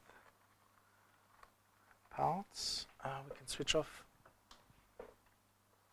the soldering iron for now. Tuck. Screws. What kind is it? 2.5, 2. Let's put it to 0 and yeah, it makes 3mm screws. 3mm holes. These are the most. Up 1, 2. I just need 2.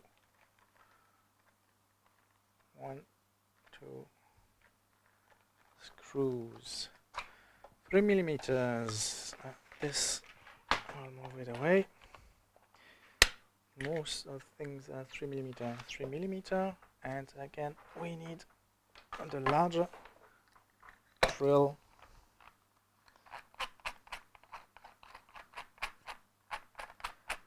And I will switch off the audio while I'm drilling so it doesn't explode your drums.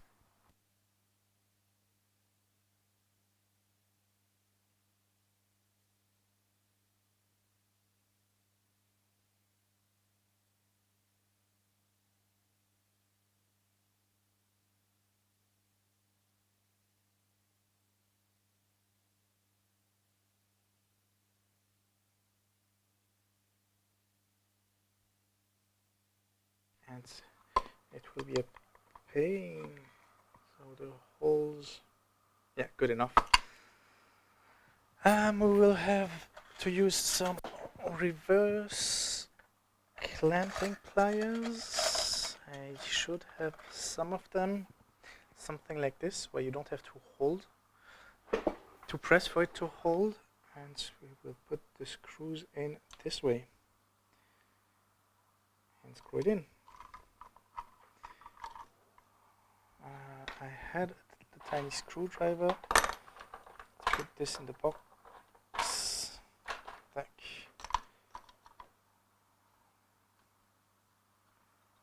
One screw.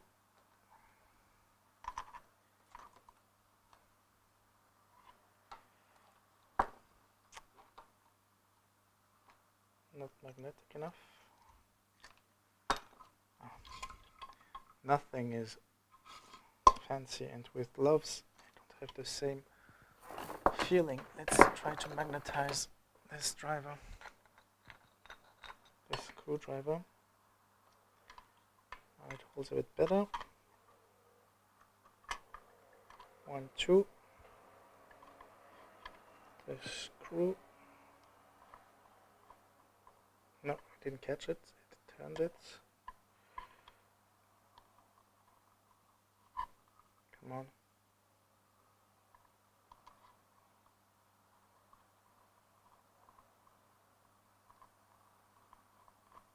Yeah, got it. No, didn't get it. I also thought about putting inserts. Maybe this will help. I think I have M3 inserts. I think I do have M3 metal. Yes. As this is an M3 screw, I could just use these kinds of inserts and put them in the plastic. There's this M3 screw. Yeah, I could add the insert.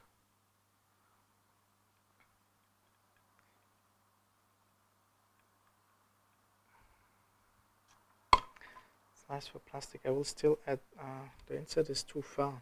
No, I will not add the insert. I will, because the plastic is not very thick and the insert wouldn't hold that well. And this is good when you have lots of plastics. We will just put the screw in this way.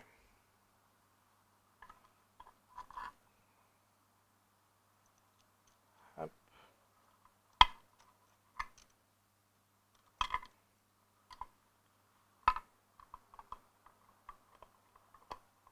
Up.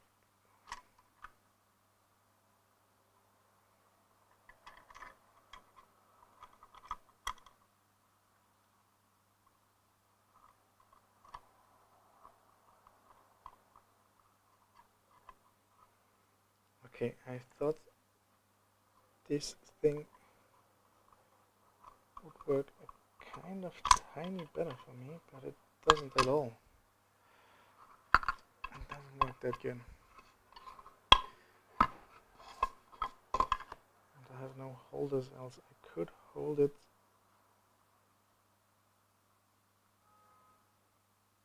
this way.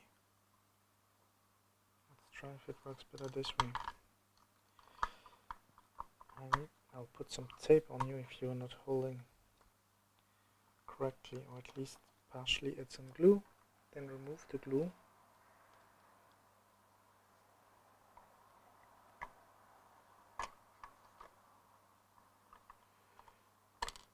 Damn it. Too much pressure, it doesn't work this way.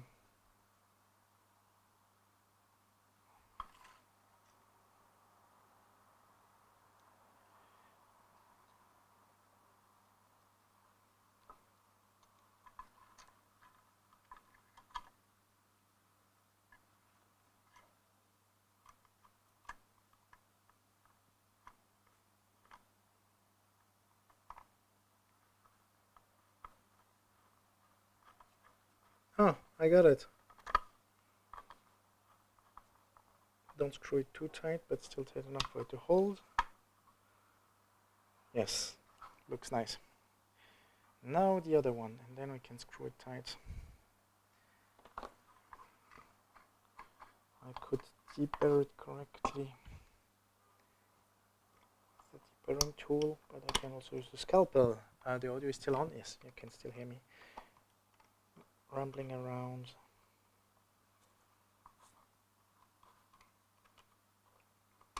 Up.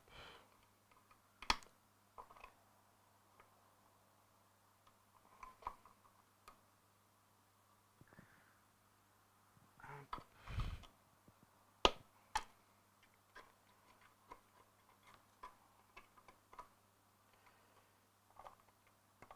Yeah, it's not looking too clean inside.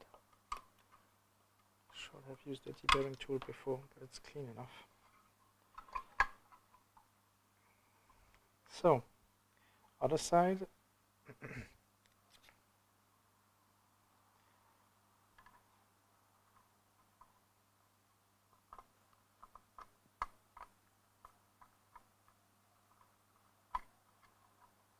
Oh, on the other side, it is too much on the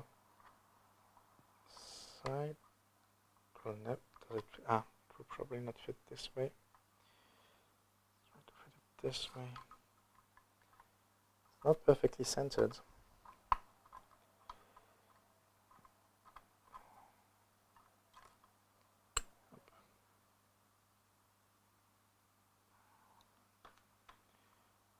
This side will be harder.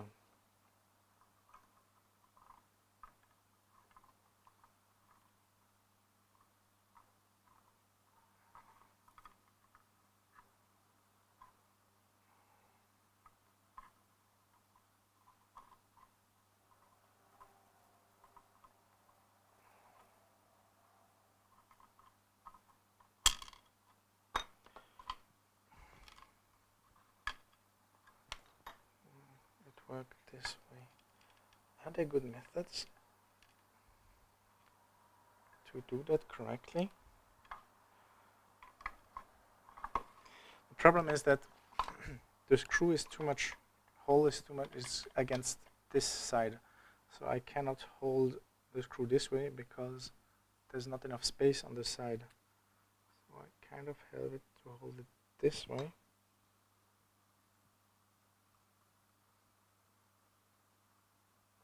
And I have no force. No, that won't work. How will I do it?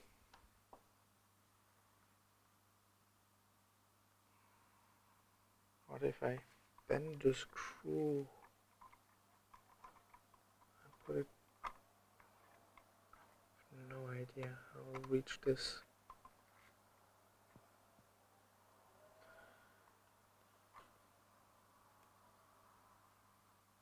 I have no idea how this will work. Let's try it this way.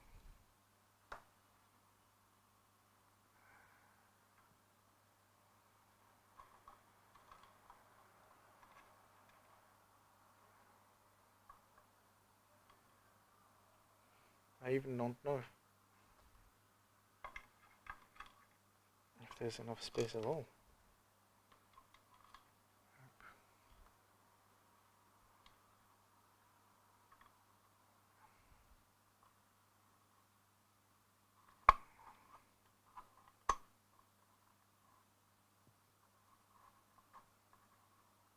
I can try it this way.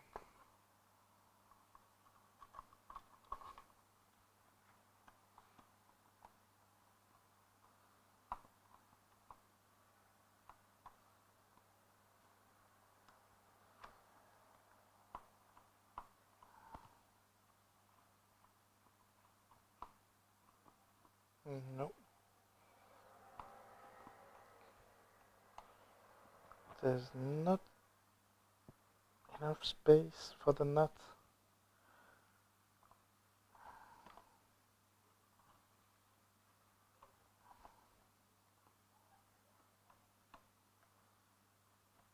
I need to make space for the nuts. Up, switch off, because I will file.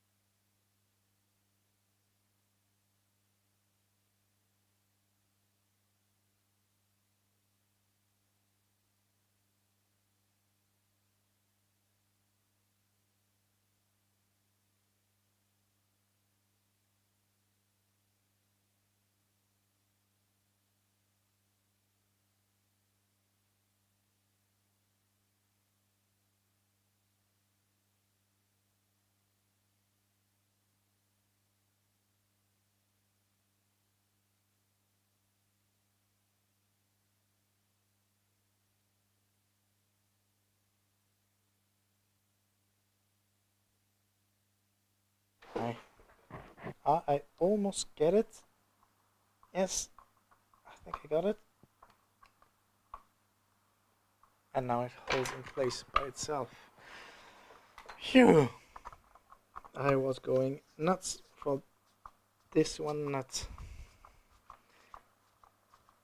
And now the advantage is that it's so tight that the nut holds by itself, while the other one doesn't. But that's not too much of an issue. You can still hold it this way. And now this plastic thing holds well. I'll instead add some kind of tiny bit of glue or some clear acrylic on top, but this thing holds firmly. And in the end I will also add some hot glue on these spades, so there will be the cable, and so nothing, if ever something inside would be rattling, it wouldn't make too much of a contact with the spade. So we'll add some glue afterwards on top of the metal brackets. But for now it seems fine. We have both sides. Now we can put everything on here. How will we do it? We have to arrange everything. So let's make holes and let's cut templates.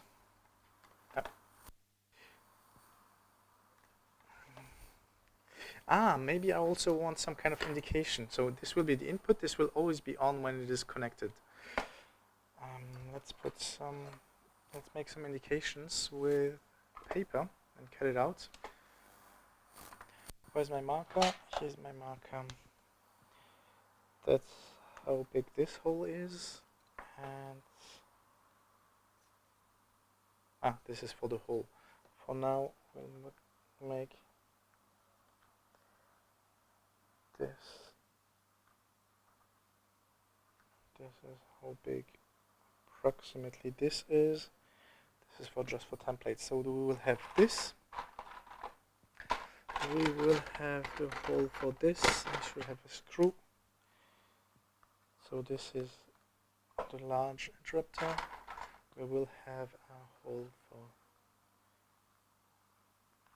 this, and we will have two of them actually.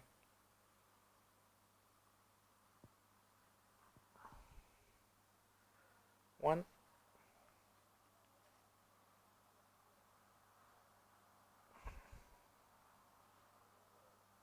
Two, don't have to be exact. We will have this.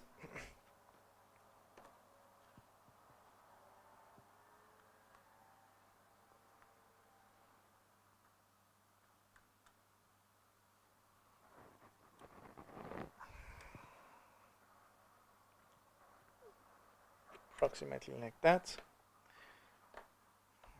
And I also wanted some indication. So this is the indication for the input. I want some indication for the output. And for that I have LED speaker, large indicator. I have some kind of a nice large indicator. I think I still have one of them. I salvaged them from somewhere.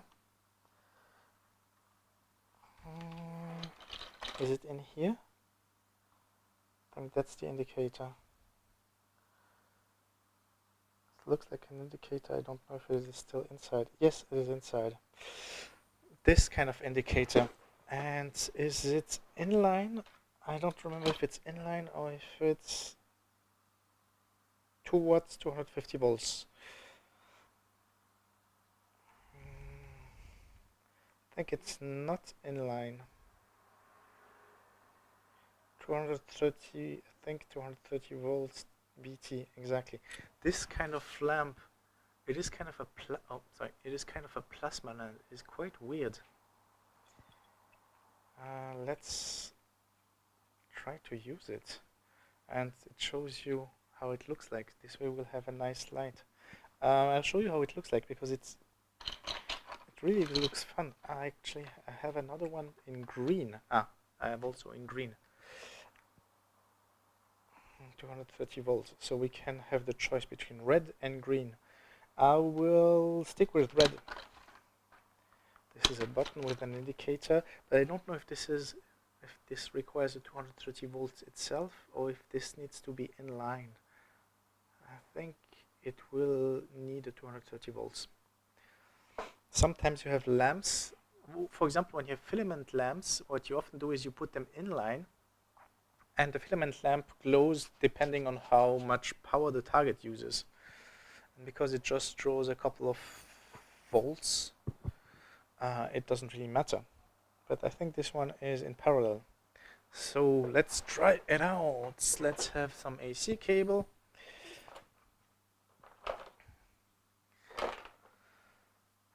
With a switch, preferably. Here. AC cable with switch, and let's connect with fast connectors. Let's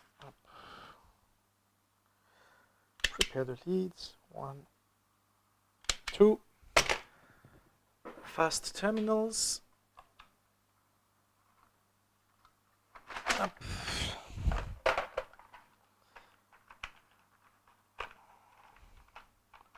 We can use this. Up. Fast terminal. Connect on one side and connect through the other side.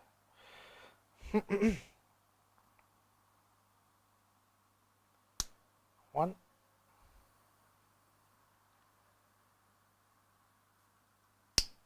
2. The other side goes here. Let's put both of them. 1, 2. Tuck test. This holds. This holds. This holds. It is on off. Let's put it in normal mains. I think this lamp does not a lot of risk. I could use the isolation transformer, but no, I'm fine.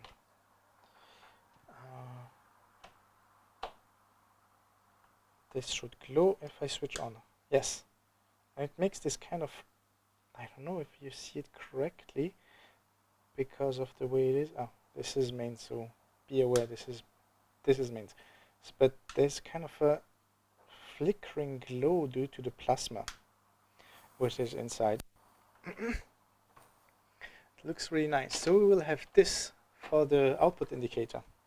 I don't know if we will have it in green or in red. I think we will have it in red. We can still change the color afterwards and see what suits us better, but we'll have this as indicator. So we also need a template for this one. Then we'll cut everything and we will pay Tetris, kind of a Tetris. Let's put everything back. And this way I also have an output indication, which was nice. Scissors. Scissors. Up. Put everything up. Let's cut everything and put it where we want it.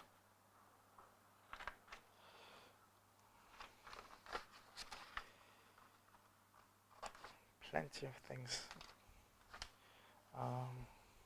I should actually mark it. This is the rectangle switch. Rect switch. This is indicator. It's not an LED, but we'll call it LED. This is input power. Input power. Which one is which? We have 2 times fuse, and I also didn't put the other fuse. Maybe I'll put the other fuse. The problem is that there's these fuses. Where are they? Where did I add them? These fuses. There's no way I can. I could put them on the side going outside, like this. Let's put it this way. I could have them going outside. This way I can switch the fuse. Or I can have no fuse. I don't know if I'll have the fuse. What else do we have? We have this. This is a proper. I think this is the switch round. What is the last one?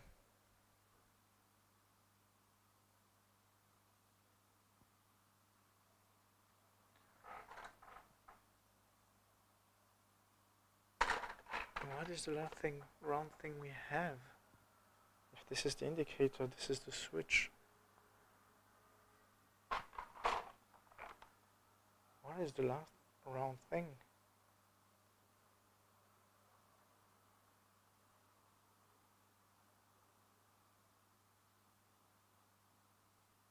Is there something else? So, we have this switch. That's the rectangular switch. We have this input. Let's cut it out. So we'll have the parts. Is it already inside? No. I don't remember where it is.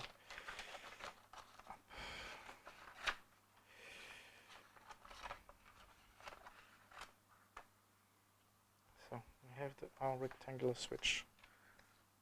One device. We have the LED indicator. It's this one. Then we have the two fuses.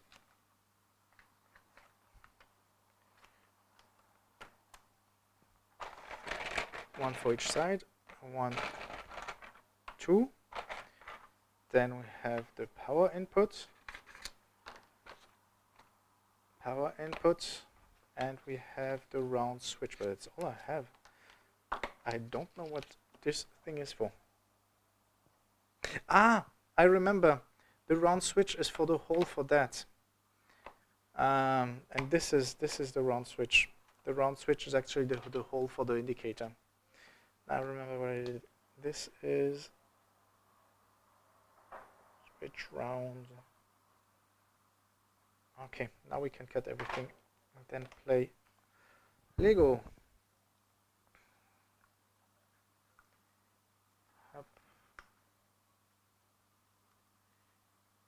And I have to decide, do I really want to put the glass, the fuse holders?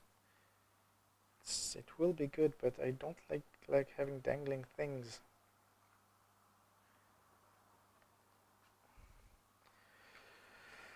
Round switch, rectangle switch, LED indicator.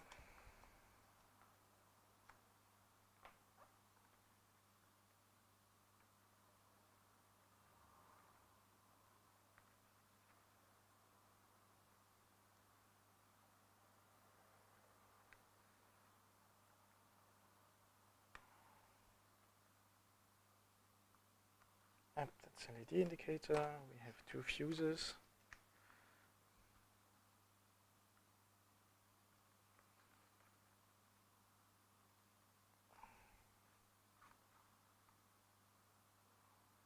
And I cannot put, oh, this is the one fuse.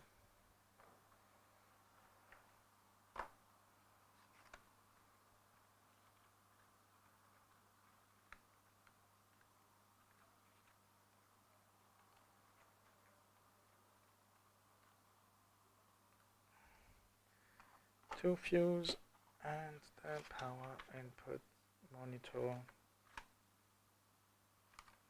2, 3, and 4 sides.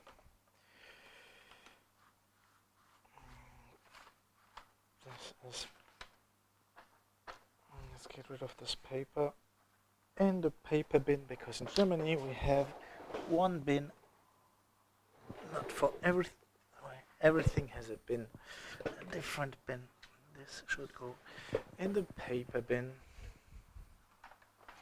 Let's put it here for now. So, now we can play where we want the things. I think there will be the power inputs and the LED indicator just next to it.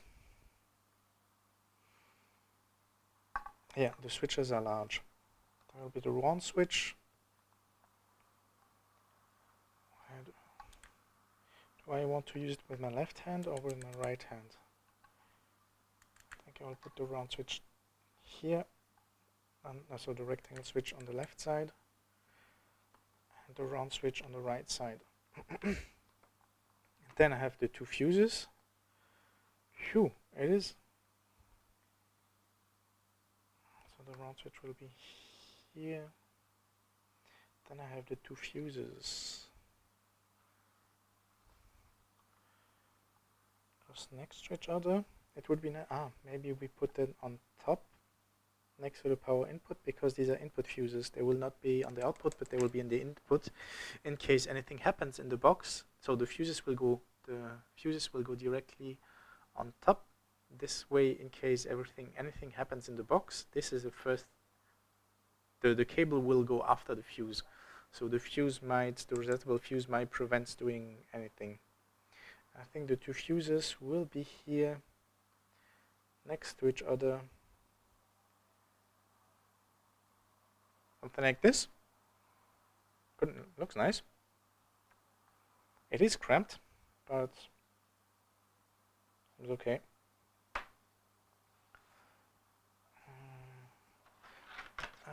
We don't need this box anymore because we have everything clear of the way. This needs to be afterwards. Let's remove it.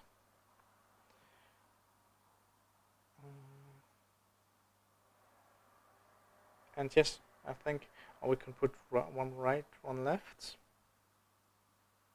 LED indicator this way, the other side.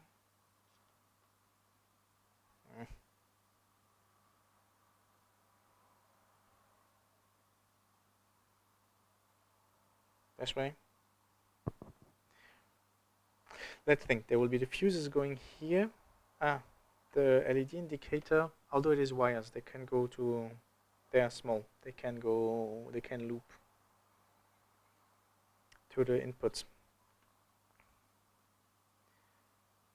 So we have the two fuses. Then the two fuses go to the power input. Then they go to to both inputs like this.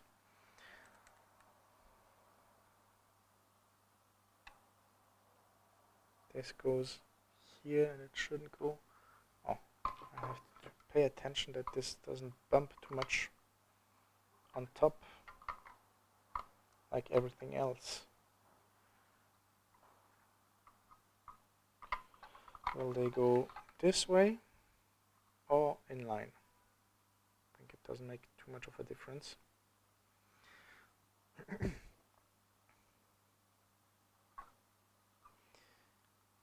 But we'll do it this way. So everything is approximate, and it is. I could have a template and have everything in my laser cutter, but it is far too large. My laser cutter cannot cut. This is at least 3 mm, not more 4 mm of hard plastic. I will not cut it the right way with my laser cutter. I will drill the holes. My laser cutter will have. It's just a tiny 4-watt laser. It will have huge issues cutting this. So let's try it out. We will have the two switches. So how does it look inside? We'll have the two switches. I can add the cap. So we see approximately how it looks. We'll have the two switches on the side here. Afterwards, it doesn't hold straight. The two resettable fuses. Then we will have the large switch, round switch here. We will have this momentary switch, rectangle switch here. We will have the indicator LED just above it, right here, and we will have the input monitor right there. does this indicator LED make sense to be here? Yeah. So if I press here on the button, this makes sense, and then on the left side I can still use my hand and see it. If I use on the right side my hand to switch it on, the indicator LED will be in the I will be in the way of the indicator LED. If I hold it this way, indicator LED here, I won't see anything. So the indicator LED would be nice if it would not be here, but it would be here. This way, if I come from this side, no, it doesn't make sense because I still have the issue if I come from this side. Actually, the button could be this way around. And I switch on this way. So the indicator LED could stay here.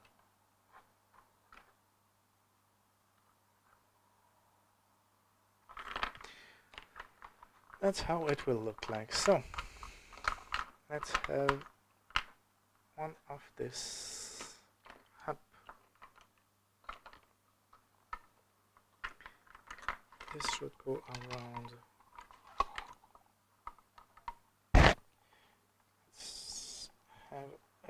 Let's have a drill for it, and first drill we will use something a bit smaller, and we can use this.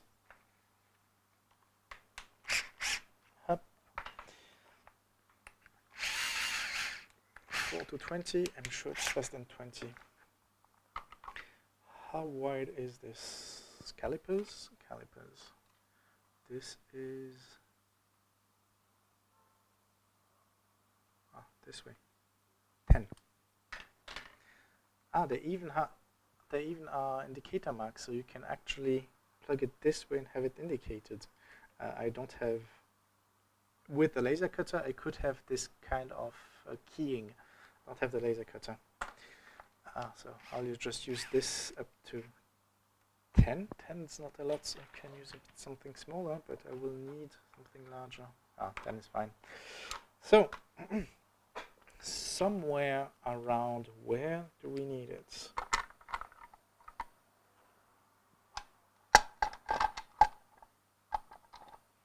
This is where the screw will be. This is where the cap will be. Let's put it here. Yeah, good enough. Have some wood to protect in case I go through it.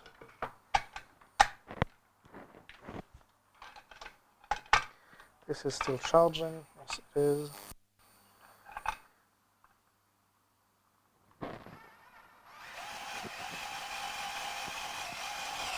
And I go through it, that's normal. That's up. How much is that? This is 6.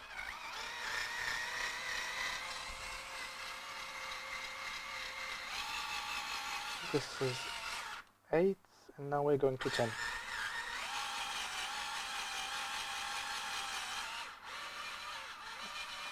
This is 10.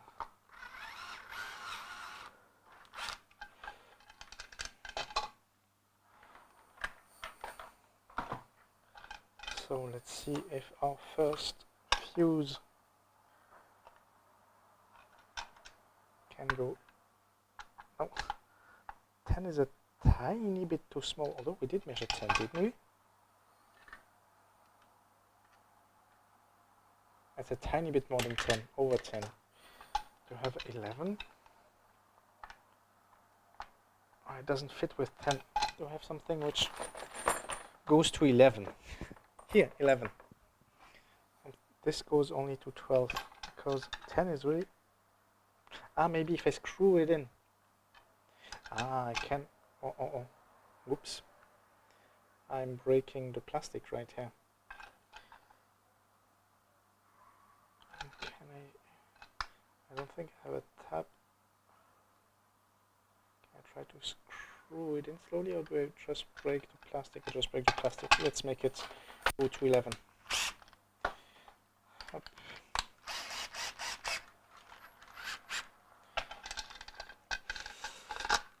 10 and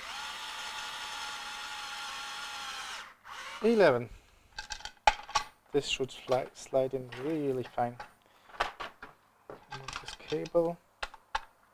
11 is fine. It's a bit too much, but with the cap it should hold well. And the plastic is thick. Up. Now we have the fuse with the cap.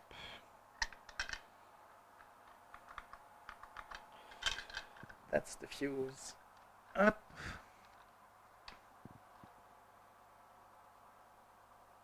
Move the round cap and make the hole just next to it. So let's make the hole, and we have to be aware that there are some caps which are a bit large.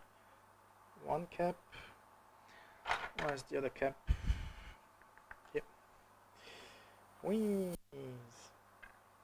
Here's the second cap. Let's make the hole around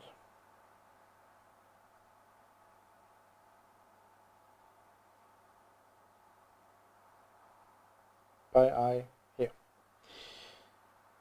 Don't have to be precise. Somewhere. Yep. Now let's make the hole.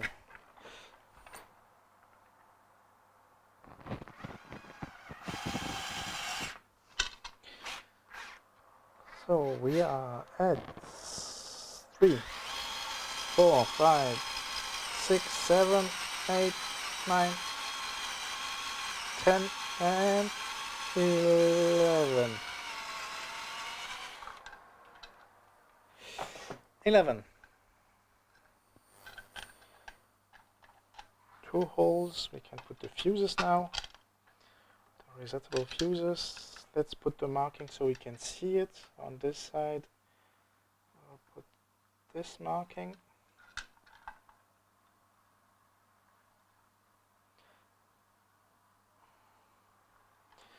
And on this side we will put this marking.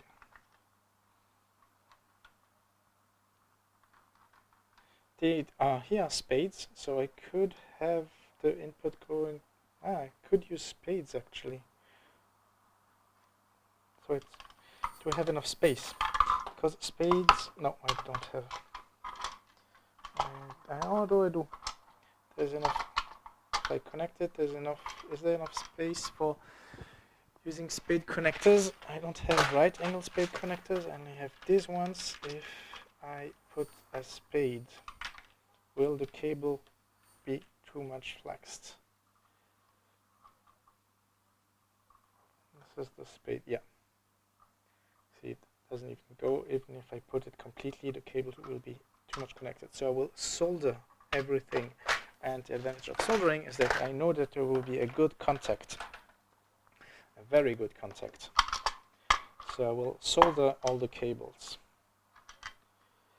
And I need to put some glue because this could move like this, so I will hold them with glue afterwards, so it doesn't rattle too much. This is probably why the keying was there also, so you can have this kind of hole, but we'll do that with glue. We have this already. Now the input power. This is, where's the power indicator? This is the power indicator, and this is how large? So 0. Make sure it always at 0. 22. Do I have something which is 22? This is 20. Oh yeah, the largest one I have goes up to 32.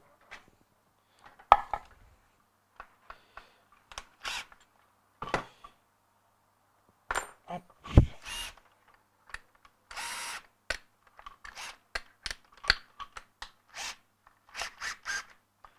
Okay. 32. Now we have to decide, so this foam I don't need anymore. We have to decide where it's the round thing and mark it approximately. It would be nice if it would be on the same level, and yeah, I could make it on the same level. so everything looks kind of aligned. So this is, you see the input information, that reset is not there. So let's have it aligned and just put it somewhere in the center, in between the center of both. We can use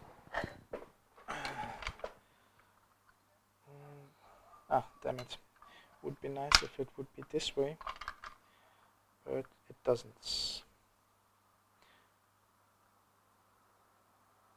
So this is kind of the center.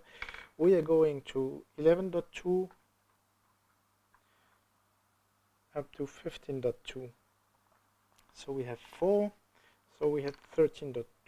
13.2 is approximately the middle here. This looks like the middle, and we will make a 22 hole there.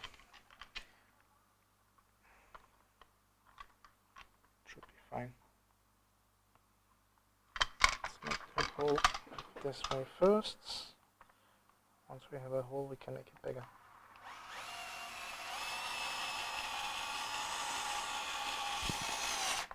I'm not sure if you... let me listen to what you're listening when I'm screwing. Oh, it's fine. It's not too loud.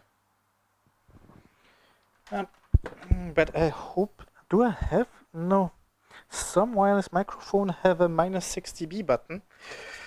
I never understood why you would put -6 dB. Now I know exactly why you would do that. Because of when you know that there's a loud noise when it's not your voice.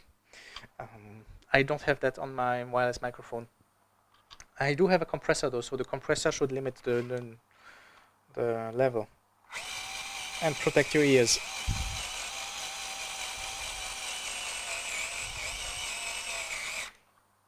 Oh, 20 and 20, okay.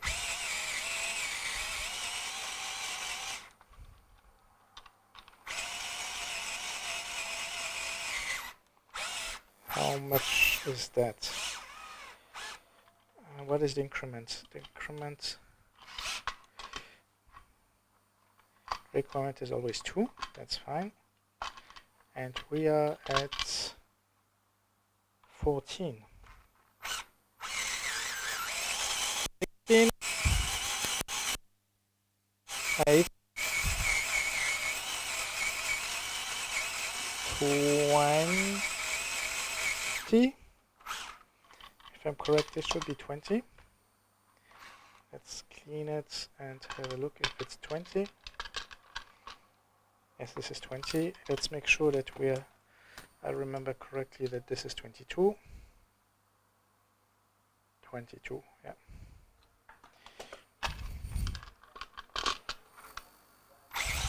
$20.